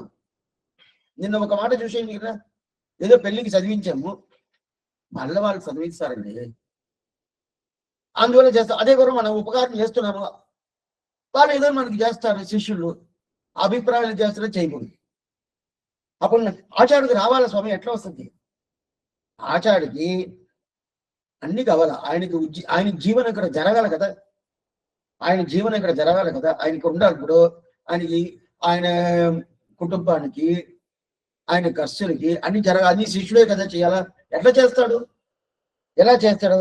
దాని గురించి ఆచార్యుడు అనుకునే కూడదు, ఏది అనుకోకూడదు. అప్పుడు శిష్యుడే చేస్తాడా? ఇది ఎట్లంటే, శేషభూతనాన శిష్యన్ నిனைవారే దృష్టఫలం సిద్ధిత్వం. ఈ శేషభూతుడు ఎవరు? శిష్యుడు. శేషి ఆచార్యుడు, ఇతను శేషుడు అంటే దాసుడు. ఆ ఆచార్యుడికి దాసుడు శిష్యుడు. ఈ శిష్యుడు ఏమనుకోవాలంటే, ఎంత మనం శిష్యుడు ఎవరో కాదు, మనమే. ఏమనుకోవాలంటే, ఆ ఆచార్యుడికి శరీరానికి ఏదేది కావాలనో అని నేను చేయాలి అని ఇతను అనుకోని, ఈ శిష్యుడు అనుకోని అన్ని చేస్తా ఉండాలి, అన్ని చెయ్యాలి. ఓ ఇతను చేస్తాడా లేదా అని చెప్పి ఆచార్యుడు చూడకూడదు. ఇతను చేసేదాని కోసం నేను అతను ఉజ్జీవనం చేస్తున్నాను ఆచార్యుడు అనుకోకూడదు. అప్పుడు ఆచార్యుడు శిష్యుడు ఆత్మాన్ని చూడాల, శిష్యుడు ఆచార్యుడు శరీరాన్ని చూడాలి. మళ్ళీ తర్వాత కూడా వినండి. మరి శిష్యుడు ఆచార్యుడు ఆత్మను చూడవద్దా? చూడాల్సిన మరి లేదు. ఆచార్యుడు శరీరం ఒకటే కావాల. ఆ శరీరం ఏం చేయాలి? ఆ శరీరానికి ఏమేమి కావాలనో, ఏదేది కావాలో అన్ని ఇవ్వాల్సిందే. శరీరం అంటే ఆ కాపురం, ఆ కుటుంబం, ఏదేది కావాలో అన్ని చేయాల్సింది శిష్యుడు. అయితే శిష్యుడు చేస్తాడో ఏమో చేయడో ఏమో అని చెప్పి ఏ విధమైన గుర్తు, ఏ విధమైన అభిప్రాయం ఆచార్యుడు ఉండకూడదు. అప్పుడు ఆచార్యుడికి ఏముండాలా? శిష్యుడు ఉజ్జీవనం ఒకటే ఉండాలి, వేరే ఉండకూడదు. అప్పుడు శిష్యుడు ఉజ్జీవనం ఒకటే. ఒక విషయం చెప్తాను, కాలక్షేపం నా విషయమే ఎత్తుకుంటాను. కాలక్షేపం చెప్తున్నాను, ఏదో నాకు దొరకబోద్ది, ఏదో నాకు చేయబోద్ది, నన్ను గురించి ఓహోం చెప్పతారు, బాగా చెప్పారు అని చెప్పి చెప్తాను. అభిప్రాయంతో చెప్పారంటే తప్పు. అప్పుడు ఏం అభిప్రాయం పెట్టుకొని చెప్పాలా? చెప్పేదే ప్రయోజనం, చెప్పేదే ప్రయోజనం. ఎట్లా స్వామి వస్తుంది? ఎలా వస్తుంది? ఒక తల్లి చిన్న పిల్లలు, 6 నెలల పిల్లలకు పాలు ఇస్తుంది. ఏం ప్రయోజనం కోసం ఇస్తుంది? ఇచ్చేదే ప్రయోజనం అనుకుంటుంది. నేను ఇప్పుడు ఇస్తున్నాను, రేపు నాకు మంచి ఇచ్చేసేది పెద్దోడైన తర్వాత అని అనుకుంటే అది తల్లియే కాదు. అప్పుడు ఒక ప్రయోజనాన్ని పట్టించుకొని ఆ తల్లి పాలిచ్చిందే ఆ తల్లియా? కాదు. అదే ప్రకారం ఆచార్యుడు శిష్యులకు ఉజ్జీవనం ఇస్తున్నాడంటే నా ప్రయోజనం, నాకు ఎంబెరుమన్నా నియమనం చేస్తున్నాడు, అందువల్ల చేస్తున్నాడు. వేరే ఏం లేదు, ఆచార్య నియమనం చేస్తున్నాడు, వేరే ఏం ఎక్స్పెక్ట్ చేయకూడదు ఆచార్యుడు. అదే ప్రకారం శిష్యుడు ఏం చేయాలంటే, శిష్యుడు ఆచార్యుడు ఆయన శరీరం బాగుండాలా, ఆయన శరీరం బాగుంటే కదా నాకు ఉజ్జీవనం. ఆయనకి ఏమేమి చెయ్యాలనో అన్ని చెయ్యాలా, ఇది శిష్యుడు తలుచుకోవాలి. అప్పుడు ఆచార్యుడు తలుచుకునేది వేరు, శిష్యుడు తలుచుకునేది ఇన్ని ఉండాలి సంప్రదాయంలో. ఎవరన్నా దీన్ని పాటిస్తారంటే ఎవరు పాటించేది? ఆచార్యుడు శిష్యుడు, ఆచార్యుడు శిష్యుడు. సరే ఇప్పుడు ఎందుకు చెప్తానంటే, ఆచార్యుడు నాకు ఎట్లా స్వామి నాకు ఇక్కడ జీవనాంశం దొరకద్దా అంటే, అది నువ్వు అనుకోవాల్సింది మళ్ళీ లేదు, ఆటోమేటిక్గా పెరుమాళ్ దాన్ని చేస్తాడు. ఆచార్యుడికి ఏం కావాలనో అది శిష్యుడి ద్వారా ఆచార్యుడికి చేస్తాడు.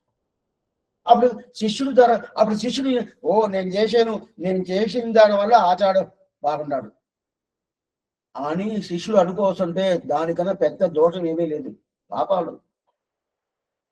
అప్పుడు ఏం స్వామి ఇది? అప్పుడు నేను చేయలేదా? నేనే కదా ఇచ్చాను. ఆయనకి మన 10,000 ఇచ్చాను. ఏదో ఖర్చు కింద చెప్పాడు. ఆ ఖర్చు కింద డబ్బులు ఇచ్చేసాను. అక్కడతో ఈ కైంకర్యంతో చేశాను. నేనే కదా చేశాను.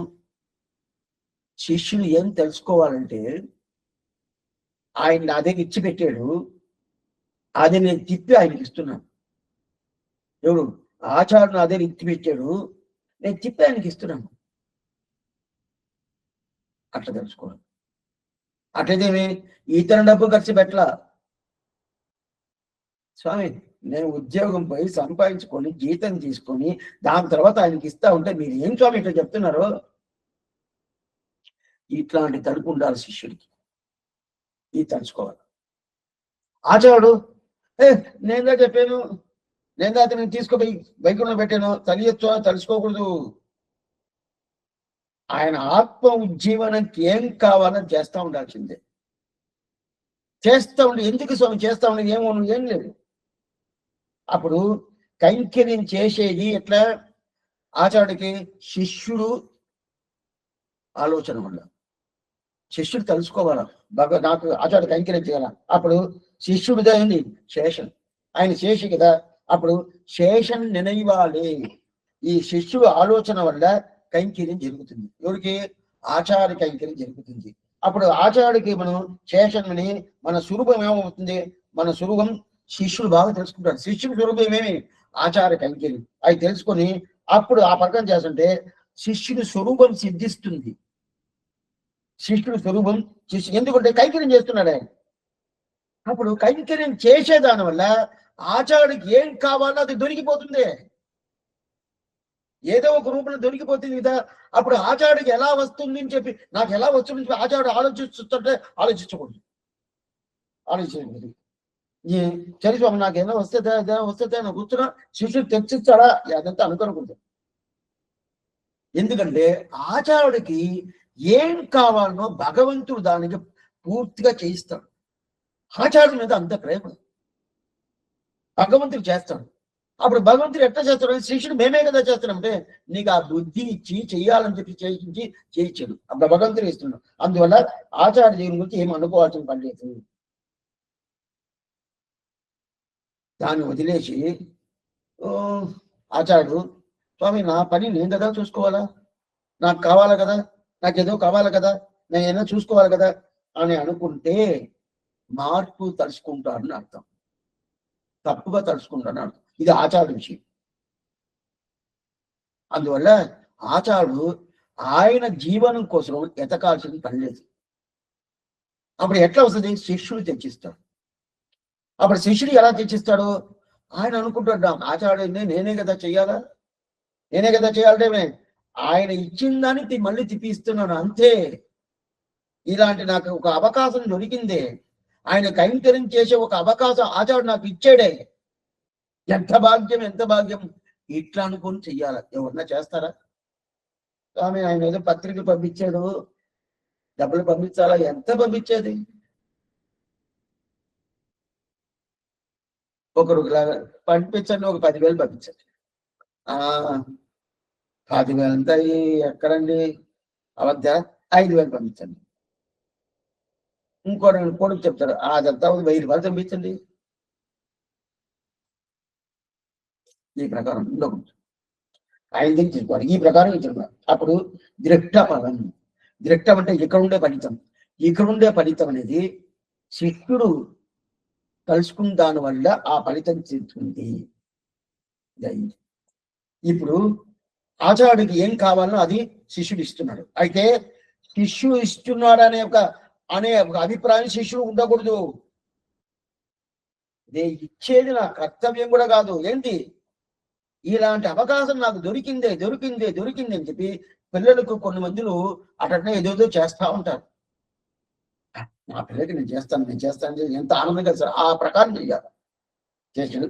ఇది ఆచార్యుడికి ఇక్కడ ఉండేటప్పుడు ఆచార్యుడు కావాల్సింది దొరికేసింది. సరే, అదే ప్రకారం ఇప్పుడు శిష్యుడు ఉజ్జీవనం ఎలా స్వామి దొరకద్ది? ఆచార్యుడు వల్ల దొరుకుతుందా? కాదు. ఇప్పుడు మీరు చెప్పారు స్వామి ఆచార్యుడిగా శిష్యుడు ఉజ్జీవనం చేస్తాడు, శిష్యుడు అవును. ఆచార్యుడిగా శిష్యుడు ఉజ్జీవనం చేస్తాడు. అయితే ఈ నేను శిష్యుడికి ఉజ్జీవనం చేస్తున్నానని చెప్పి ఆచార్యుడు తలుచుకోకూడదు. అవి చాలా టఫ్గా ఉన్నాయి. సామాన్యంగా శ్రీవచన పురుషుడు ఉట్టి అవుట్లైనే చెప్తున్నాను, ఇంకా లోపల పోయామనుకోండి ఎట్లా ఉంటుంది. సరే, ఇప్పుడు అప్పుడు ఈ ఉజ్జీవనం ఎట్లా దొరుకుతుంది? ఈశ్వరుడు నిனைவாలి ఉజ్జీవనం సిద్ధికం. ఈ సూత్రం ఈశ్వరుడు శ్రీమన్నారాయణ తెలుసుకుంటాడు, అందువల్ల శిష్యుడికి ఉజ్జీవనం దొరుకుతుంది. అప్పుడు ఆచార్యుడు ఏలేదా?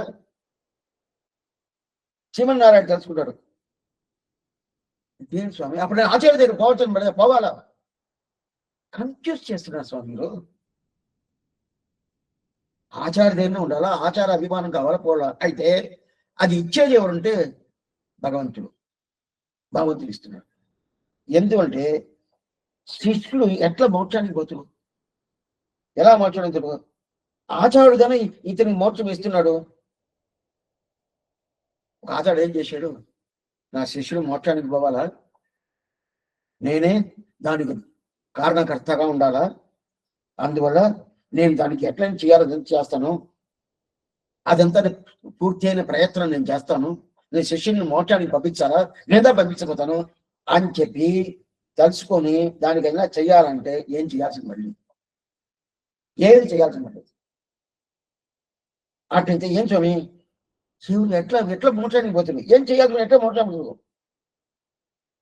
పోతున్నాడు అంటే ఇప్పుడు భగవంతుడు తలుచుకుంటున్నాడు. శ్రీమన్నారాయణ, నేను ఈ శిష్యుణ్ణి నీ ఆచార్య కైంకర్యం పూర్తిగా చేయించి నేను శాస్త్రాలు చెప్పాను, ఒక్కొక్క జీవాత్మను ఆ ప్రకారం చెప్పాను, ఆ ఆచారాన్ని పట్టుకొని చెప్పాడు. ఈ జీవాత్మ ఆచారాన్ని పట్టుకున్నాడు. పట్టుకున్న తర్వాత ఇంకా నేను ఏం చెప్పాను తెలిసిన, ఆ ఆచారుడిని నాకు సమానంగా నువ్వు పూజించుని చెప్పాను. నువ్వు తిరువారాధన నుంచి ఏం చెప్పాను, నన్ను ఎట్లా పూజిస్తావు, నన్ను అంటే ఇక్కడ ఎవరిని, శ్రీమన్నారాయణని, నన్ను ఎలా పూజిస్తావు ఆ ప్రకారం పూజించుని చెప్పాను. ఆ ప్రకారం నువ్వు దీనికి ఈ ప్రకారం చెప్పిన తర్వాత ఆ జీవాత్మ ఏం చేసింది, ఒక ఈ ఆచారాన్ని పట్టుకొని ఆచారుడే దేవుడు, ఆచారుడే అన్ని అని చెప్పి ఈ ప్రకారం ఉన్నాడు. అప్పుడు ఆ జీవాత్మను చూస్తున్నాడు శ్రీమన్నారాయణ. చూసి ఓ నాకు సమానంగా పూజించని చెప్పాను, పూజించాడు. అదే ప్రకారం ఆయన్ని అంతా పట్టుకొని చెప్పాడు, పట్టుకున్నాడు. నేను చెప్పిన ప్రకారం, శాస్త్రంలో చెప్పిన ప్రకారం చేశాడే. వెంటనే ఈ శిష్యుడికి నేను మోక్షం ఇస్తాను, ఈ శిష్యుడికి నేను మోక్షం ఇస్తాను. అప్పుడు మోక్షం ఇస్తా అని చెప్పి ఉజ్జీవనం దొరుకుతుంది. ఇప్పుడు ఉజ్జీవనం దొరుకుతుంది. ఇప్పుడు ఆచార్యుడు ఇచ్చాడా, భగవంతుడు ఇచ్చాడా? ఆచార్యుడు ఇచ్చాడా? లేదు, భగవంతుడు ఇచ్చాడు. అంటే భగవంతుడు ఏం చెప్పాడు, ఆచార్యుడి దగ్గర నువ్వు ఈ ప్రకారం ఉంటే మోక్షం అని చెప్పాడు. సరే దానికో ఆచార్య దగ్గర ఉన్నాడు. ఉన్న తర్వాత భగవంతుడు అయితే ఆచార్యుడు నీ ఉజ్జీవనం కావాల్సిందని చేస్తూనే ఉన్నాడు. ఆచార్యుడు మనసు అనేది ఎట్లా ఉండాలంటే, ఓ ఇతను ఉజ్జీవనం నేను చేస్తున్నాను, నేందా ఇతను మోక్షానికి పంపిస్తున్నాను ఆ అభిప్రాయం ఉండకూడదు. నాకు ఇదంతా చెప్పి భగవంతుడు నాకు నియమనం చేశాడు. భగవంతుడికి రామానుజుడు వారు ఆ నియమనం ప్రకారం చెప్పిస్తున్నాను అంతే.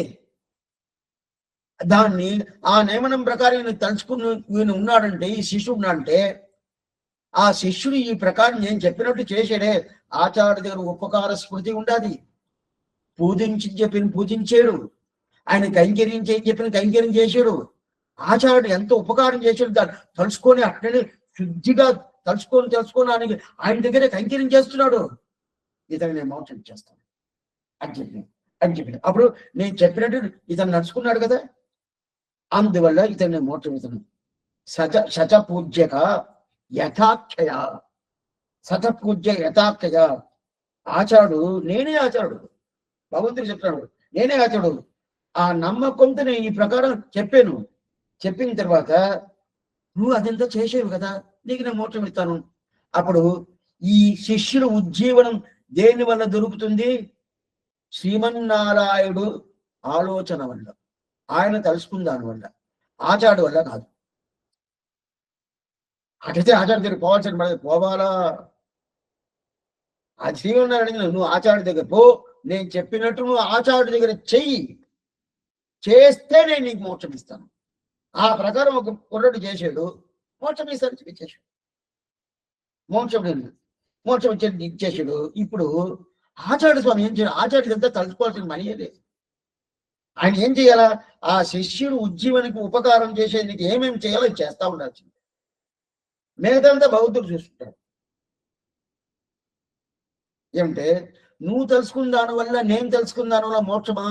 కాదు. కానీ నేను ఆచార కైంకర్యం చేశాను, మీరు చెప్పినట్టు కాలక్షేమం చెప్పారు, ఆయన చెప్పిన ఉండని చెప్పారు, ఉండిన దాన్ని చేశాను, మోక్షం అంటే మోక్షం ఇచ్చేది జనార్దుడు శ్రీమన్నారాయణ. ఆయన తెలుసుకోవాలి.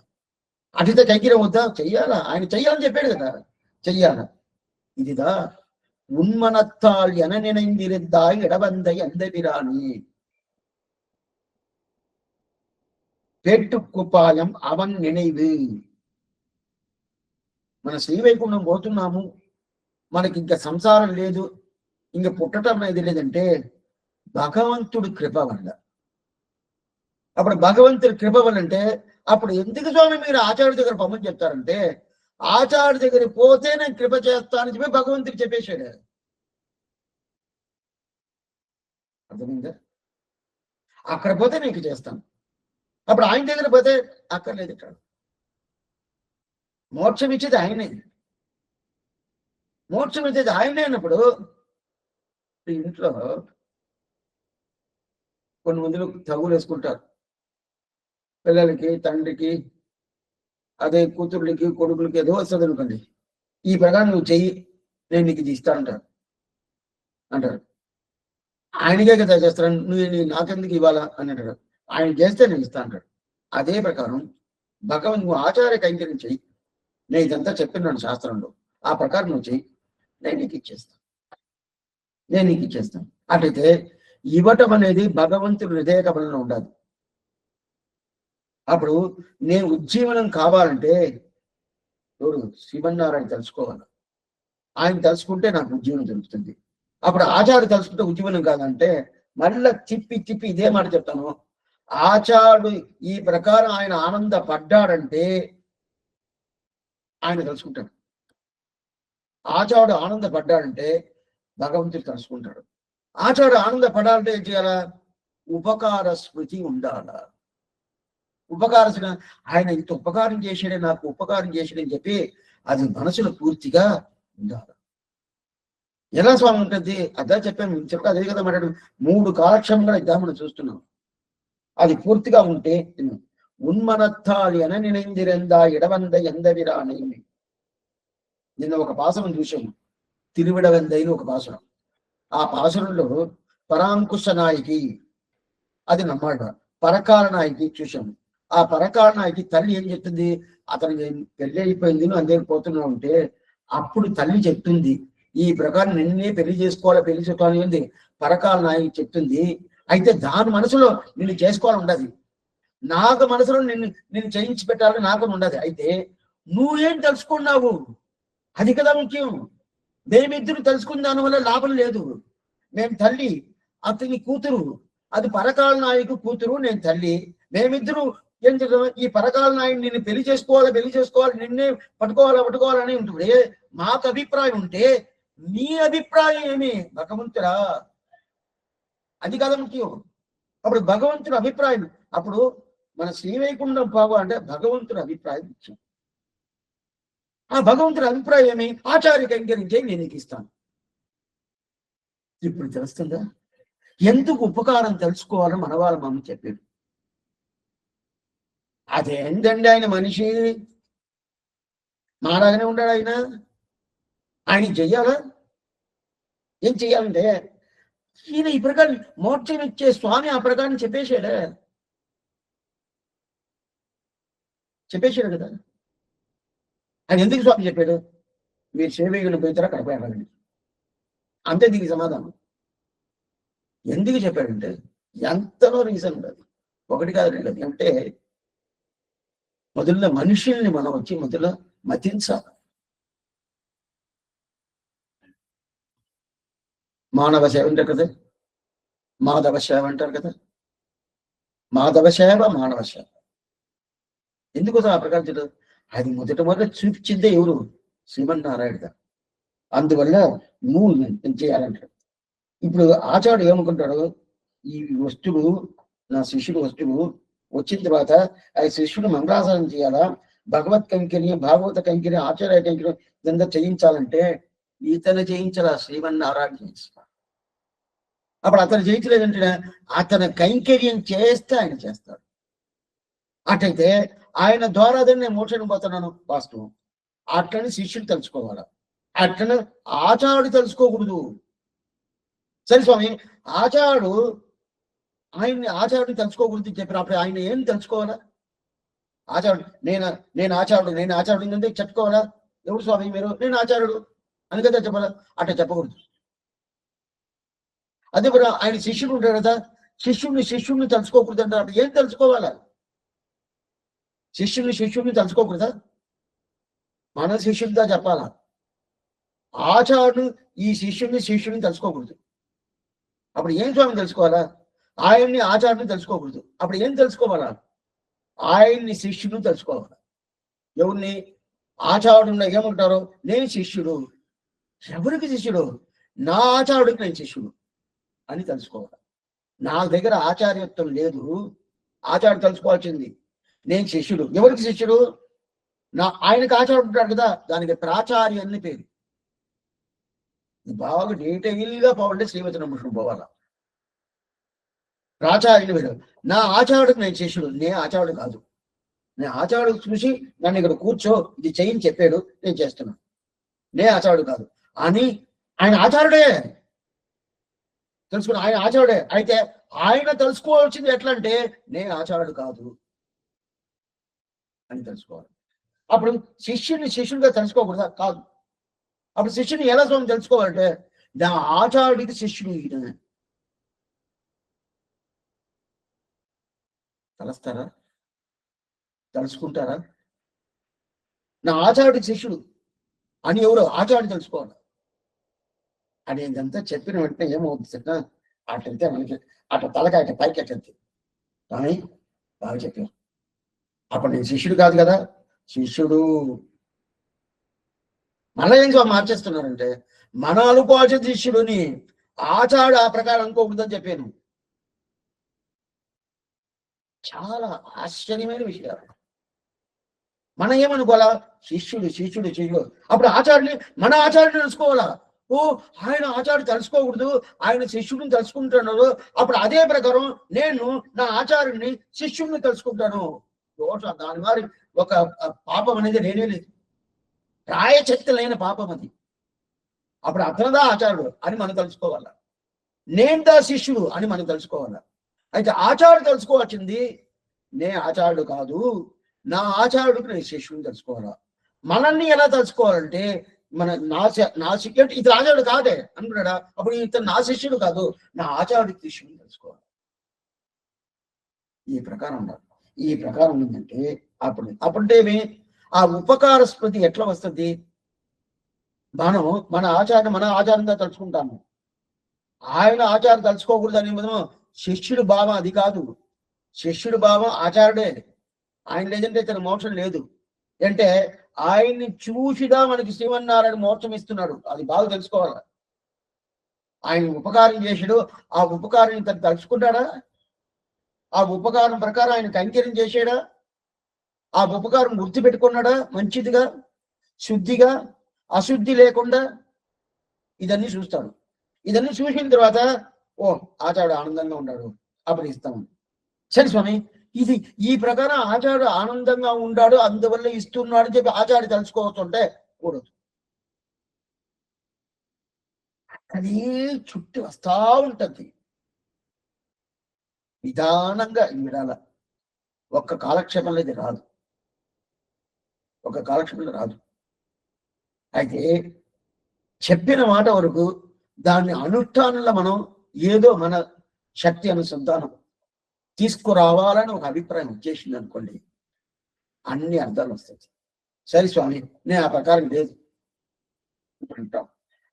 సరే, ఈ ప్రకారం దీనికి లేదు దీన్ని ఆయన చేసిన ఉపకారం మనం పెట్టుకోవాలా, నేను ఎక్కడెక్కడో చెప్తా ఉన్నాను, నన్ను పల్లాండు సేవించేది చేసాడు అని చెప్పాడు తెలుస్తాయి.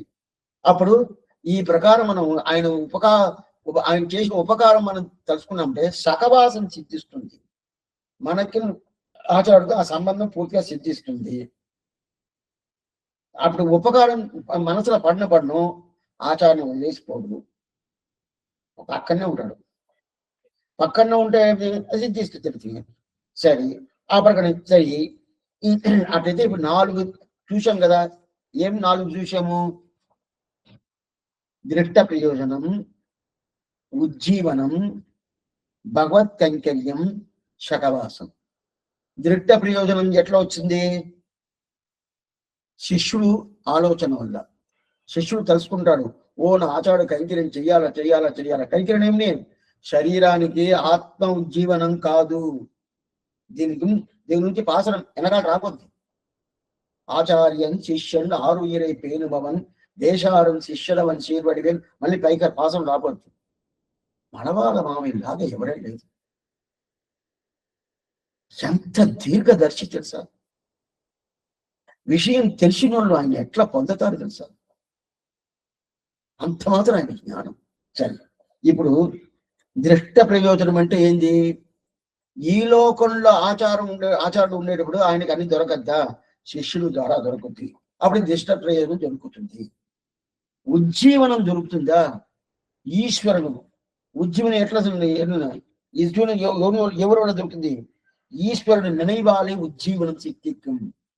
ఈశ్వరుడు అంటే శ్రీమన్నారాయణ.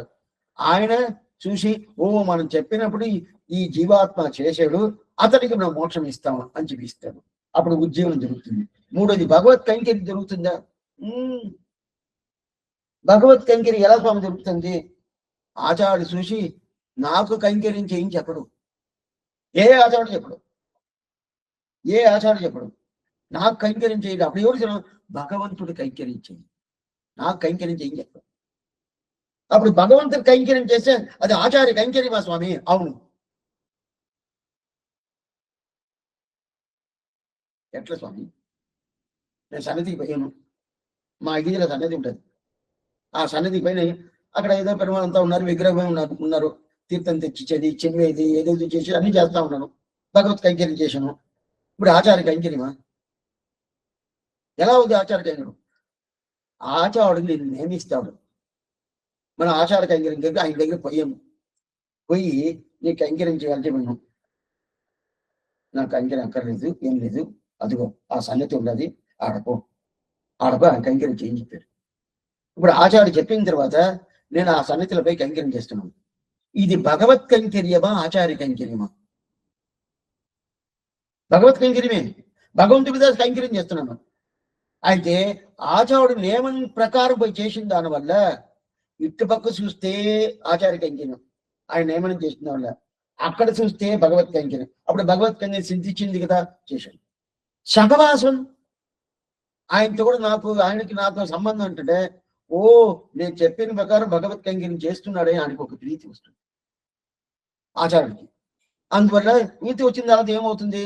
మనకి ఆయనకి పరిపూర్ణమైన ఆచార అభిమానం పూర్ణమైన ఆ సహవాసం అనేది ఉంటుంది. ఈ 4గా ఆ సూత్రంలో 309, 310 ఈ 2 సూత్రంలో పూర్తిగా చెప్తున్నాడు. ఆ ఉపకార స్మృతి పూర్తిగా ఉండాలి. ఉంటే ఏంటో అవి నేను చెప్పిన ప్రకారం ఈ జీవాత్మ చేశాడు, నేను మోక్షం ఇస్తాను అని శ్రీమన్నారాయణ ఇస్తాడు. ఆయన ఏం చెప్పాడు? ఆచార్యుడు ఉపకార స్మృతి పెట్టుకో, చెయ్యి, చేస్తే నేను ఇస్తాను అని చెప్పాడు. సరే, ఈ ప్రకారం ఇప్పుడు వ్యాఖ్యానం వాసిస్తాను. అర్థమై ఉంటుంది అనుకుంటాను. లేదంటే లాస్ట్లో సందేహం చెప్పచ్చు. உபகார ஸ்மிருதியாலே சகவாசன் சித்திக்கும் என்கிறபடியே சகவசிகராய் அவன் கண்வட்டம் விடாதே வளர்த்து போரும் அவர்களுடைய நெஞ்சி விஸ்லேஷித்து தரித்திருக்க மாட்டாதிரே. இப்படிப்பட்ட திருவுள்ளத்தை உடையவர்கள். సరే స్వామి, ఈ ప్రకారం ఎవరన్నా ఉంటారా? ఈ ప్రకారం ఉండాలా, ఆచార అభిమానం ఉండాలా, అదే ప్రకారం ఉపకారం పూర్తిగా అది మనసులో ఉండాలా, అది శుద్ధిగా ఉండాలా, అశుద్ధి ఉండకూడదు. ఎన్ని మీరు చెప్పారా స్వామి, ఎవరన్నా ఉంటారా? ఎవరైనా ఉంటారా అంటే దానికి ఇద్దరు స్వామిలు ఎత్తులుగా ఆచార పురుషులు. దైవవారి ఆండాన్ని ఒక స్వామి, నంజీరు నీకు తెలుసు, పరాశర భట్టర్ శిష్యుడు నంజీరు. దైవవారి ఆండాన్ అనేది పరమాచార్యుని ఆలవందారికి ఎన్నో శిష్యులు, దాంట్లో ఒక శిష్యుడు దైవవారి అన్నాడు. ఆయన ఇదే ప్రకారం ఉన్నాడు అన్నాడు. ఈ చరిత్ర ఉంది. ఇది వార్తామాలని ఒక గ్రంథం, చాలా పెద్ద గ్రంథం. అది చాలా మనకి కొన్ని విషయాలంతా అన్ని వ్యాఖ్యానంలో రాదు, వార్తామాల కొన్నిదంతా ఉంటుంది. అప్పుడు పూర్వాచారులు ఎట్లా జరుపుకున్నారు, వాళ్ళ చరిత్రలో ఏదేది ఎట్లట్ట ఉండింది, అదంతా వార్తామాలు తీసుకొచ్చారు. వెంపడగరాం పెరుమాజీ అని ఒక పెద్ద ఆయన, నంబిళ్ళ శిష్యుడు. ఆచార్య అభిమానం తప్ప మరి ఏది లేదు. అది కూడా పైకి రాపోద్ది, ఆయన గురించి కూడా పైకి ఇదే శ్రీ ఉపదేశమాల రాపోద్ది, అప్పుడు చెప్తాను. అట్లా ఉన్నప్పుడు ఆయన వార్తామాలలో ఈ చరిత్ర రాసినాడు. దగ్గర 460 సూత్రాలకి పైన దాంట్లో ఉండాలి. అవి అన్ని చరిత్రలు, తిరుమంతరం గురించి, ద్వయం గురించి, చర్మస్ప్లవం గురించి, పెద్దవాళ్ళు ఎలా ఉన్నారు, ఆచార్యులు ఎలా ఉన్నారు, ఎట్లట్లా ఏది చేశాడు అని చెప్పి పూర్తిగా సరే. ఇప్పుడు దైవవారి అంటాను అని చెప్పారు. ఈయన ఎవరంటే యోగాను అని అట్లాంటి ఆచార్య అభిమానం తప్ప వేరేం లేదు. దైవవారి అండాన్ని నంజీరు ఇద్దరు తీసేయండి. మొదటి దైవవారి అండం చెప్తాను, చిన్న కథ, చాలా చిన్నది కథ చెప్తాను. వార్తామాలలో చాలా పెద్దది, అయితే ఆ ప్రకారం చెప్పండి. ఇప్పుడు ఆ ఆచార్యుడు పట్టుకున్నాడు. ఎవరు ఆచార్యుడు? ఆలవంద. ఆచార్యుడు తప్ప వేరే దేవుడు లేదు అని చెప్పి ఈ ప్రకారం ఉన్నాడు దేవవారి అంట. ఆయనకి కైంకర్యం చేస్తా ఉన్నాడు. ఈయన స్వామి ఆలవందార్ తిరువాయుడి కాలక్షేపం జరుగుతుంది. ఈయన కాలక్షేపం చేస్తున్నాడు. 10వ పత్తు వచ్చేసింది. 10వ పత్తు రెండో తిరువాయుడి, దానికి కాలక్షేపం చేస్తున్నాడు. கெடுவிட ராஜவெல்லாம் கேசவா என்ன நாளும் கொடுவினை செய்யும் கூட்டின் தமர்களும் குறுகையில்லா விடமுட அரவில் பள்ளி விரும்பினான் சுரும்பலற்றும் తడముడ వయల్ అనంతపుర నగర్ పుగుదుమిండ్రే అని చెప్పి ఇది పదికం. 10వ పత్తు రెండో తిరువాయుడి. దీంట్లో ఒక పాసురం, నడమినో నమరుగులు లేని నాముమ కరియచ్చొన్నో అని చెప్పి ఈ శబ్దం వస్తుంది ఆ పదికంలో. దీనికంతా కాలక్షేపం చేస్తాం. అప్పుడు ఇంకా నంబిళ్ళ వ్యాఖ్యానంతా రాలేదు. అంటే రామానుజులు పుట్టక ముందే అలవందారు. అయితే అలవందారు పీరియడ్లోనే రామానుజులు వాళ్ళు ఉండారు. నంబిళ్ళ పీరియడ్ అంతా దాని తర్వాత, దానికి దీనికి 100 సంవత్సరాలు తేడా ఉంటుంది. అట్లా ఉన్నప్పుడు ఈయన చెప్తా ఉన్నప్పుడు ఈయనకి నడమిను అంటే నడవండి ఎక్కడికి? తిరువనంతపురానికి. ఈయన శ్రీరంగంలో ఇది చేస్తున్నాడు. శ్రీరంగంలో ఈయన ఎవరు? ఈయన యతి సన్యాసి కాబట్టి ఈయన కాలక్షేపం చేస్తా ఉంటే ఆళ్వారు నడవండి అక్కడ శబ్దం వస్తుంది పాసురంలో. నడవండిని అని మనమిదా చెప్తున్నాడు ఏమని చెప్పి ఏం చెప్పాడు, కాలక్షేపం అట్నే పెట్టేసి నేను తిరువనంతపురం పోతున్నాను, మలయాళ విదేశం, తిరువనంతపురం పోయి ఆ పెరుమాళ్ళు చేయించేసి రావాలా, ఆళ్వారు నన్ను చెప్పేట్టుకూడదు, నడమిను అని చెప్తున్నారు అని చెప్పి నేను తిరువనంతపురం పోతానంటే గోష్ఠితో పోయాడు. ఆయన బయలుదేరిపోయాడు. ఎక్కడి శ్రీరంగం నుంచి తిరువనంతపురం బయలుదేరిపోయాడు. ఆయన దైవవారి ఆండాన్ని, నువ్వు ఇక్కడే ఉండు, నువ్వు నాతో రావద్దు, ఈ మఠాన్ని చూసుకో. ఆయన మఠం కదా, ఆలవందారి మఠం, ఆ మఠాన్ని చూసుకో, పూర్తిగా ఇక్కడనే ఉండు, ఇక్కడ భగవత్ కైంకర్యం, నమ్మిన వాళ్ళ కైంకర్యం ఇంత చెయ్యి అని చెప్పి ఈ ప్రకారం చెప్పేసి ఆయన పోయాడు. ఆయన పోతున్నాడని చెప్పి ఇది గురించి పొయ్యోడి దగ్గర అయిపోయింది. ఒక 15 రోజులు 20 రోజులు అయిపోయింది. ఈయనకి ఏమైపోయింది, ఆ కాలంలో ఎప్పుడు తెలవదాడు ఈయనకి. ఈ ఎగ్జాంపుల్ చెప్తారు. వ్యాపార రీతిగా కొన్ని మనులు, అదే పురుషులు, భర్త, ఆయన ఏదో బయటకు పోతారు అనుకోండి, అప్పుడంతా దీంట్లో పోతారు, పడవలో పోతారు కదా, బోట్లో పోతారు, షిప్లో పోతారు కదా. వాళ్ళు పోయేసి 6 నెలలు అయిపోద్ది, 1 నెల అయిపోద్ది. అంతలోపల ఈ భార్యకి ఆమె నలుపుగా ఉంటే కూడా ఆమె తెలుపు అయిపోద్ది అంట. అయ్యో భర్త కనిపించలేదు, రాలేదు, ఎప్పుడు వస్తాడు ఎప్పుడు, అట్నే ఉండి ఎమికలాగా అయిపోద్ది. ఇప్పుడు ఈ దృష్టాంతం చెప్పొస్తాను, తెలవదు. అయితే వ్యాఖ్యానాలు దీన్ని ఎత్తుండారు, నేను చెప్తున్నాను. తెలదు, ఇప్పుడు ఏం తెలదు ఉందని. ఈ ప్రకారం ఇప్పుడు ఈయనకి ఏమైందంటే ఆచాడు పోయాడని 15 రోజులు అయిపోయింది. ఈయన కొద్దిగా సరిగా భోజనం చేయటం లేదు, ఆయన గుర్తుగానే అట్లే ఉండుకొని ప్రాణం పోయేట్టుగా అయిపోయింది, ఎమికలాగా అయిపోయాడు. ఏంటి ఈయనకి ఏదో వ్యాధి వచ్చింది కదా, ఏమైంది అని చెప్పి వైద్యాలు ఉంటారు కదా ఆ కాలంలో, అని చెప్పేది 1000 సంవత్సరం ముందు వైద్యాలతో తీసుకొచ్చి ఈయన దైవవార్యానికి ఏమైంది చూడండి, ఎందుకు ఇట్టుంటాడు అని చెప్పి చూస్తే ఆయన చూసి లేదండి ఈయనకి ఏ వ్యాధి లేదు, మనోవ్యాధి. ఏం చేయాలంటే ఆచార్యుడి దగ్గర తీసుకోబండి, లేకపోతే ప్రాణం పోద్ది. ఆచార్యుడి దగ్గర నీకు తీసుకోబండి, తీసుకోపోలేదంటే ఈయన ప్రాణం పోద్ది అన్నాడు. ఇది వార్తామాలు ఉంటాయి, జరిగిన కథ జరిగింది చెప్పేది. ప్రాణం పోద్ది అని చెప్పాడు. ఎట్లా తీసుకోపోవాలి, ఈయన పడగ్గా ఉన్నాడు, మాట బలం కూడా సరిగా లేదు. ఈయన ఎలా తీసుకోపోతే ఎక్కడుండదు, పక్క లాయమి, పక్క ఈది ఏమిది, తిరువనంతపురం పోవాలా. ఎంత దూరం తెలుసా, 400 కిలోమీటర్ పైకి ఉంటుంది. అప్పుడు ఎట్లా పోవాలా, ఏం పోవాలంటే పల్లకి తీసుకురండి, లేకపోతే ఈయన ప్రాణం పోద్ది వైద్యులు చెప్పేశాడు. చెప్పిన తర్వాత పల్లకి తీసుకొచ్చి దీన్ని అట్నే పడకతో ఆయన తీసి ఆ పల్లకి పట్టబెట్టేశారు. పట్టబెట్టి తీసుకుపోతున్నారు. ఎట్లా 4-5 రోజులు అయిపోద్ది. మొదటి రోజు పోయింది, అట్లా కొంచెం కళ్ళు తెలిసేట్టుగా అంట. రెండో రోజు అయింది, అట్లా లేచి కూర్చున్నాడంట, ఏం భోజనంతో ఏం లేదు. మూడో రోజు అయింది, అట్లా ఎక్కడ పోతున్నామా, ఆచార్య దగ్గర పోతున్నాం అన్నట్టునంట. ఇంకా కొంచెం బాగా నాకెందుకు పలక, నేను నడిచి వస్తానేనంట. లేదు పలకలో కూర్చునంట. నేరుగా ఆచార్య దగ్గర అయిపోయిన తర్వాత ఆనందం వచ్చేసింది, పోయి సేవించేశాడు. అట్లే సాష్టాంగా పడిపోయాడు. ఆలవందారు తిమ్మిమే పడిపోయాడు. ఆయన ఏం చెప్పని అడిగాడు ఆలవందారు, ఈ వార్త వాళ్ళ వెంటనే ఏడుపు వచ్చేసింది. మా స్వామి చెప్పాడు, ఏడ్చి చెప్పాడు. ఎందుకు వచ్చేవని అడిగాడు. ప్రాణం పోతుంది, ఈయన ప్రాణం పోతుంది. నేను అక్కడ ఉండని చెప్పానే, మఠంలో ఉండని చెప్పాను కదా, నువ్వు ఎందుకోసం ఇక్కడ వచ్చావు. మనమైతే ఏమంటాం, ఏంట్రా ఈ మాట మాట్లాడుతున్నావు, మీ మీదని ఎంత ప్రేమ పెట్టుకొని మిమ్మల్ని చూడు, మీ పేరున ఇంత ప్రాణమే పొద్దున వైద్యులందరూ చెప్పారు, అందువల్ల ఎవ్వరు ఏం మాట్లాడలా. నేను అక్కడ ఉండని చెప్పాను కదా, అక్కడ కూడా వచ్చేసావు కదా, అప్పుడు నువ్వు ఆచారు మాట నువ్వు వినవు కదా.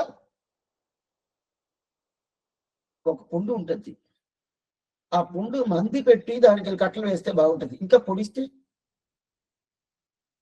పొడిచేట్టుగా ఆలవందరు స్వామి, ఇంత మోసం ఆలవందరు మోసం కాదు, ఇట్లా మాట్లాడాడు. ఇప్పుడు ఈయన ఏం చెప్పాలా, ఏం చెప్పాడు తెలుసా, నేను ఇంత పాపిస్తోడు అయిపోయాను, ఆచారుడు మాట కూడా వినకుండా వచ్చేసేనే, దీన్ని మేము క్షమించాలి మళ్ళీ తిమిళ్ళ పడుతున్నాడు. అప్పుడు ఆయన ఆలంబనం చేసుకొని, ఇంత అభిమానమా నీకు, ఇది ఆచార్య అభిమానం. అప్పుడు శిష్యులందరూ చెప్తున్నారు, ఇదిగో గుడి తెలిసి ఉండాలి, ఇంక కొంచెం మూచేస్తారు, తొందరగా బండి పోయి ఆ తిరువనంతపురం పెరుమాళ్ళని అనంత పద్మనాభన్ పోయి సేవించేస్తున్నా అనుకోని దైవవారి ఆండాన్ని పోయి సేవించున్నారు.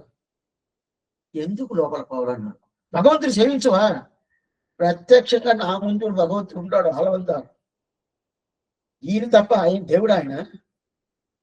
ఇది ఆచార్యం, ఇది ఒక చరిత్రం, ఇది దైవవారి అంటాను చరిత్రం, ఆశ్చర్యమైన చరిత్రం. ఇదంతా వార్తామాల ఆశ్చర్యమైనది, చాలా విషయం. ఇదొకటి.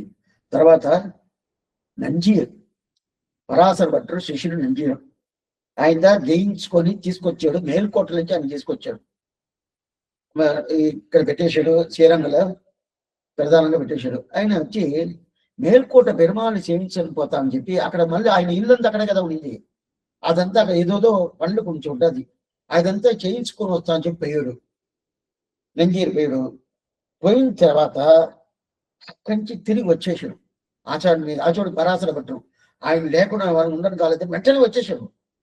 తిరిగి వచ్చినప్పుడు ఏమైపోయిందంటే, ఈ కావేరి కదా, మధ్యలో కావేరి ఉంటుంది, ఇటుపక్క అటుపక్క కావేరి ఉంటుంది, మధ్యలోదా శ్రీరంగం క్షేత్రం. శ్రీరంగం క్షేత్రం అనేది ఒక ఐలాండ్ లాగా, అందువల్ల మధ్యలో శ్రీరంగం ఉంటుంది. అప్పుడు శ్రీరంగం లోపల పోవాలంటే అటుపక్క కొల్లడం ద్వారానా రావాలా, లేదా కావేరి ద్వారానా రావాలా. ఈయన అప్పుడు ఎల్ల వచ్చేసింది. ఎల్ల వచ్చిందని ఇప్పుడులాగా బ్రిడ్జ్ అంతా ఉండదు, ఎంత ఏం లేదు. అప్పుడు ఎల్ల వస్తే బోటు పోతే పడవ పోతే ఎవరు ఏమి తీరు పోనవల. అయితే ఈయన ఈ కావేరికి పక్కన నిలబడుకొని ఆచార్యం చేయించలేదే ఆచార్యం చేయించలేదే, పోయింది తప్పైంది ఈయన ఏడుస్తున్నాడు నంజీరు. అది కాకుండా అక్కడ ఉత్సవాలు జరుగుతుంది. ఉత్సవాలు ఏంటంటే ఆ ఉత్సవాలు మేళాలు తట్టారు, వాద్యాలు వాయిస్తారు, వేదాలు సేవిస్తారు, తిరువాయుమని సేవిస్తారు, అదే ప్రబంధాలను సేవిస్తారు. అదంతా వింటున్నాం. వేద ఒళియం విడావళియం పిల్లైక్కుడా విలయాట్పొడియమరా తెంతిరుప్పేరయ్యల్ சேர்வன்னானே అని చెప్పి ఆళ్వార్ పాసం. வெள்ளை சிறுசொங்கடாழியேந்தி தாமரை கண்ணனின் நெஞ்சினோடே புள்ளை கடாகின்ற ஆற்றைக்கானேர் என் சொல்லுகேன் அன்னமேர்கால் வெள்ளை சுகமவன் வீட்டிருந்த வேதவொழியும் வீழாவொழியும் పిల్లైక్కుడా విలయాట్పొడియమరా. ఇది తెంతిరుప్పేరని ఒక దివ్యదేశం, నవతిరుపతి. ఆ నవతిరుపతి దివ్యదేశంలో, తెంతిరుపేరు దివ్యదేశంలో ఆళ్వారు లోపల పోవాలన్నా పోని కాల. అయితే అక్కడ ఉత్సవాలు జరుగుతుంది. ఎక్కడ? ఆ తెంతిరుపేరు సన్నిధిలో వేదం సేవించేది చెవులు ఉంటుంది, వాద్యాలు వాయించేది చెవులు ఉంటుంది, ప్రబంధాలు సేవించేది చెవులు ఉంటుంది. అయితే నా వల్ల ఫోన్ కాలేదని ఆళ్వారు ఏడుపు. అదే ప్రకారం ఇప్పుడు నంజీరు ఏడుపు. ఏమి ఏడుతున్నాడు? ఓ ఇక్కడ ఇంత దురదృష్టంగా అయిపోయానే, ఈ ప్రకారం వచ్చనే ఆచార్య నాకు వదిలేసి పొయ్యేనే, నాలాగా ఎవరుంటారు, వదిలేసి పొయ్యేనని చెప్పి అప్పుడు అంత మాత్రం ఈ పక్కనే ఉన్నాడు. అంటే ఎల్లవ ఫోన్ కాదు, కొట్టుకుపోదు. అందువల్ల ఇప్పుడు సరే స్వామి ఇట్లాంటి అప్పుడు ఆచార్య తిరుమల తిరిగి ఆ ప్రకారం ఆయన ఏడుపు వచ్చేసింది. సరే, మీరు ఇంత పక్కన చెప్పే కదా. అయితే మీరు ఇప్పుడు లోకంలో చూస్తే ఎన్ని మందులు ఆచారంతో కూడా ఉంటారు. ఇప్పుడు ఈ ఒక ప్రశ్నగా అడుగుతున్నారు వ్యాఖ్యానంలోనే. ఎన్ని మంది స్వామి ఉంటారు? అవరెవరు సమాధానం చేసుకుంటారు, వచ్చేసి ఏదో అప్పుడప్పుడు మాట్లాడతారు, టెలిఫోన్ పెట్టుకుంటారు, మాట్లాడతారు అనుకోండి, ఏదో చేస్తారు అనుకోండి. మీరు చెప్పినట్టు అక్కడే ఉండి కైంకర్యం చేస్తారా? ఎవరన్నా చేసిన వాళ్ళు ఉండారా అని చెప్పి వ్యాఖ్యానాన్ని అడుగుతున్నాడు. వ్యాఖ్యానం 650 సంవత్సరం ముందు.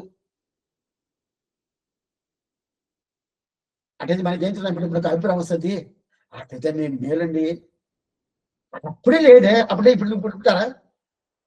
మనం ఇట్లా ఆలోచిస్తాము. అట్లా కాదు. ఇప్పుడు ఎందుకు ఆ ప్రకారం లేదు కదా. ఈ 650 సంవత్సరం ముందు లేదంటే ఇప్పుడు ఎలా ఉంటారండి?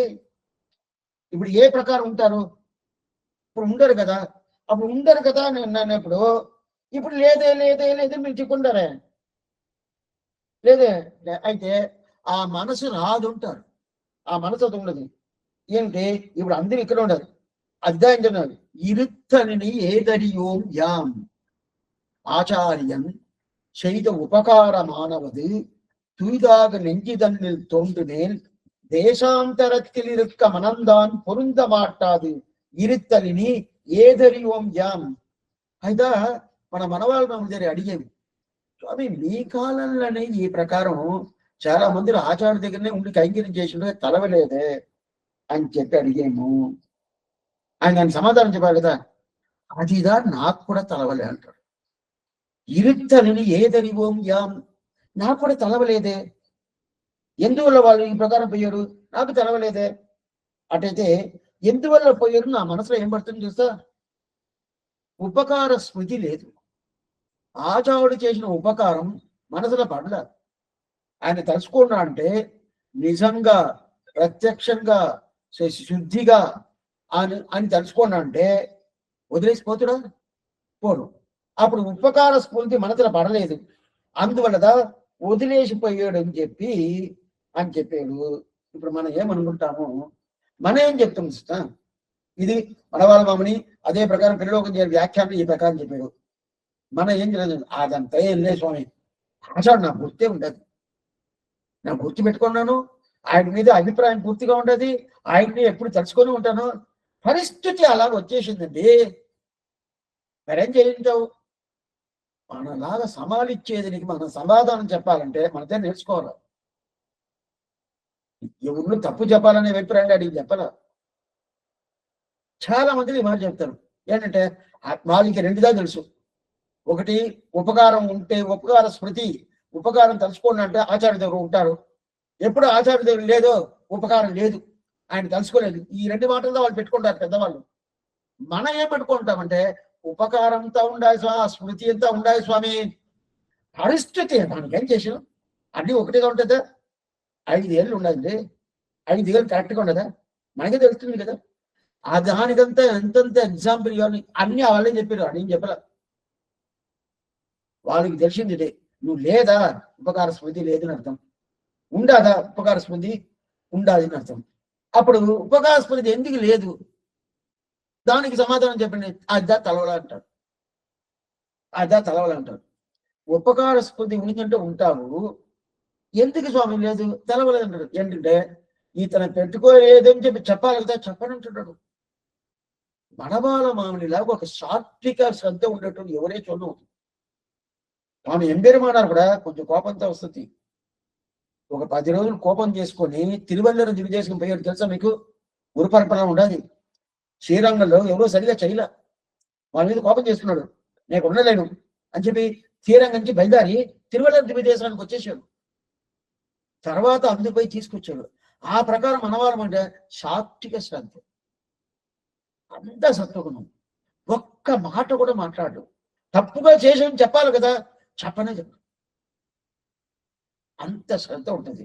అందువల్ల ఇరుత్తలని ఏ తెలివోంజాం, ఎందుకోసం అట్లా ఉంటాడు, తెలవలేదే అంటాడు. తెలవలేదంటే అయితే ఈ ప్రకారం తెలవలేదని చెప్తే అది సమాధానమా స్వామి, తెలవలేని చెప్తే ఈ తెలమాదం ఉంటే అదిదా తెలుసు ఏమంటే ఆయనకి తెలుసు దీనివల్ల దాన్ని, ఆయన కూడా ఈ మాట చెప్తారు. అయితే పైకి ఆ ఆచార్య దగ్గర ఎలా ఉండాలో ఎట్లా ఉండాలని చెప్తారు. రేపు ఉదయం ఈ కాలక్షేపం ఉంటుంది, అదే 10 గంటలకు చూస్తాం. ఆళ్వారం పెరుమానార్జీయ తిరువిలేషణం ఆచార్యం తిరువిలేషణం భగవతాలు తిరువడిగలే శరణం. చాలా విషయాలు చూసినాము ఈరోజు. అయితే సింపుల్ గా చూసినాము, చాలా సులభంగా చూసినాము. గుర్తు పెట్టుకోవాలా, అనుష్ఠానం వచ్చేదానికి ప్రయత్నం చేయాలి. అంతా స్వామి దేశాంతరం వెళ్ళిన శిష్యుల గురించి బాగా చెప్పారు స్వామి. మీరు దేశాంతరం శిష్యుల గురించి బాగా చెప్పారు కరెక్ట్ గాని, చాలా బాగుంది స్వామి. జై శ్రీమన్నారాయణ. అడిగేన్ రామానుజదాసి స్వామి, దాసోహాల స్వామి. జై శ్రీమన్నారాయణ స్వామి. ఆచార్య వైభవం ఎంత గొప్పదో చాలా బాగా వివరిస్తున్నారు స్వామి. అడిగేన్ దాసోహం స్వామి. జై శ్రీమన్నారాయణ. జై శ్రీమన్నారాయణ దాసోహం స్వామి. జై శ్రీమన్నారాయణ దాసోహం స్వామి. రికార్డింగ్ రావట్లేదండి స్వామి, పోయిన వారం ఈ కూడానే రాలేదు. జై శ్రీమన్నారాయణ దాసోహం స్వామి. చెప్తాను. పోయిన అంతకుముందు కూడా రాలేదు, అది మళ్ళీ విందామంటే 39 వచ్చినాయి, 41 అవి రాలేదు కొంచెం.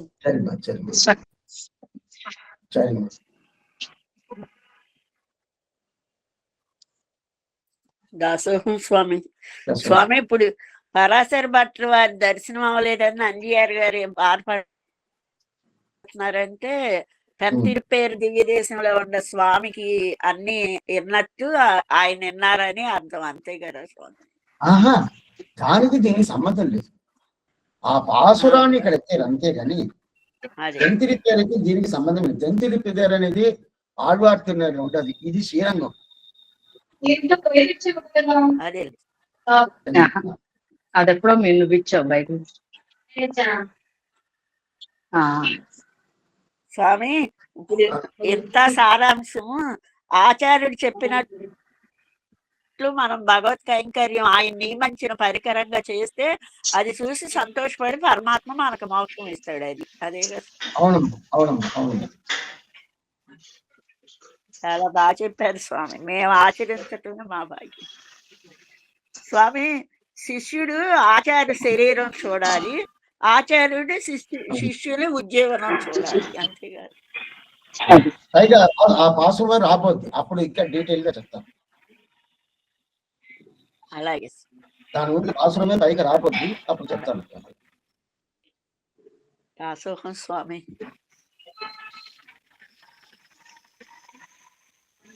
జై శ్రీమన్నారాయణ. దాసోహం స్వామి. స్వామి, చిన్న సందేహము. చెప్పమ్మా. తిరుమంజనం ఏ ఏ సమయాల్లో చేయొచ్చండి గృహ ప్రమాణాలకి? ఉదయమే చెయ్యాలా? ఎప్పుడైనా ఉదయమే చెయ్యాలా? ఉదయము అంటే విశేషమైన రోజులు ఏమన్నా ఉంటాయండి? నక్షత్రాలు, శ్రవణ నక్షత్రం అని అలాగా? భగవంతుడి తిరుమంజనం అనేది మనం ఎప్పుడైనా చేసుకోవచ్చు. అయితే ఉదయం 12 గంటల లోపల చేసేయాలి. ఎందుకంటే తిరుమంజనం అయిన వెంటనే తిరుపావ చెల్లించాల. తిరుపావ చేయించాలంటే అది విజ్ఞానం పైన తిరుపావ చేయించకూడదు. అందువల్ల 12 గంటల లోపల తిరుమంజనం అయిపోవాలి. అప్పుడు కోయిల్లో అది ఎక్సెప్షన్. కోయిల రాత్రి కూడా తిరుమంజనం చేస్తారు, రాత్రి కూడా తిరుపావ చేయిస్తారు. కోయిల్లో ఇది పాటింపు లేదు, ఇది మనది జగం. అందువల్ల కోయిళ్ళ ఆగమ శాస్త్ర ప్రకారం జరిగేది, ఇక్కడ ఆగమంతా ఏం లేదు. అందువల్ల కోవిళ్ళ పాటింపు లేదు, ఇంట్లో పాటింపు లేదు.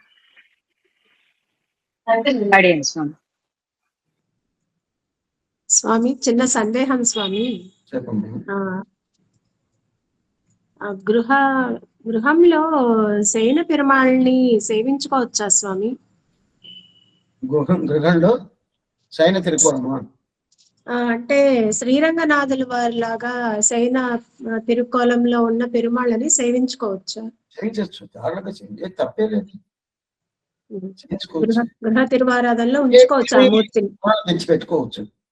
అయితే ఇది ఉంటది కదా, ఏంది విగ్రహాలు ఉంటుంది. విగ్రహమే స్వామి. విగ్రహం అంటే ఓకే, విగ్రహం అంటే చేయొచ్చు. ఆడవాళ్ళు ఎప్పుడో 20 ఏళ్ల క్రితం తెలియక తెచ్చుకున్నాం, ఇష్టం కొద్ది చేసుకోవచ్చు.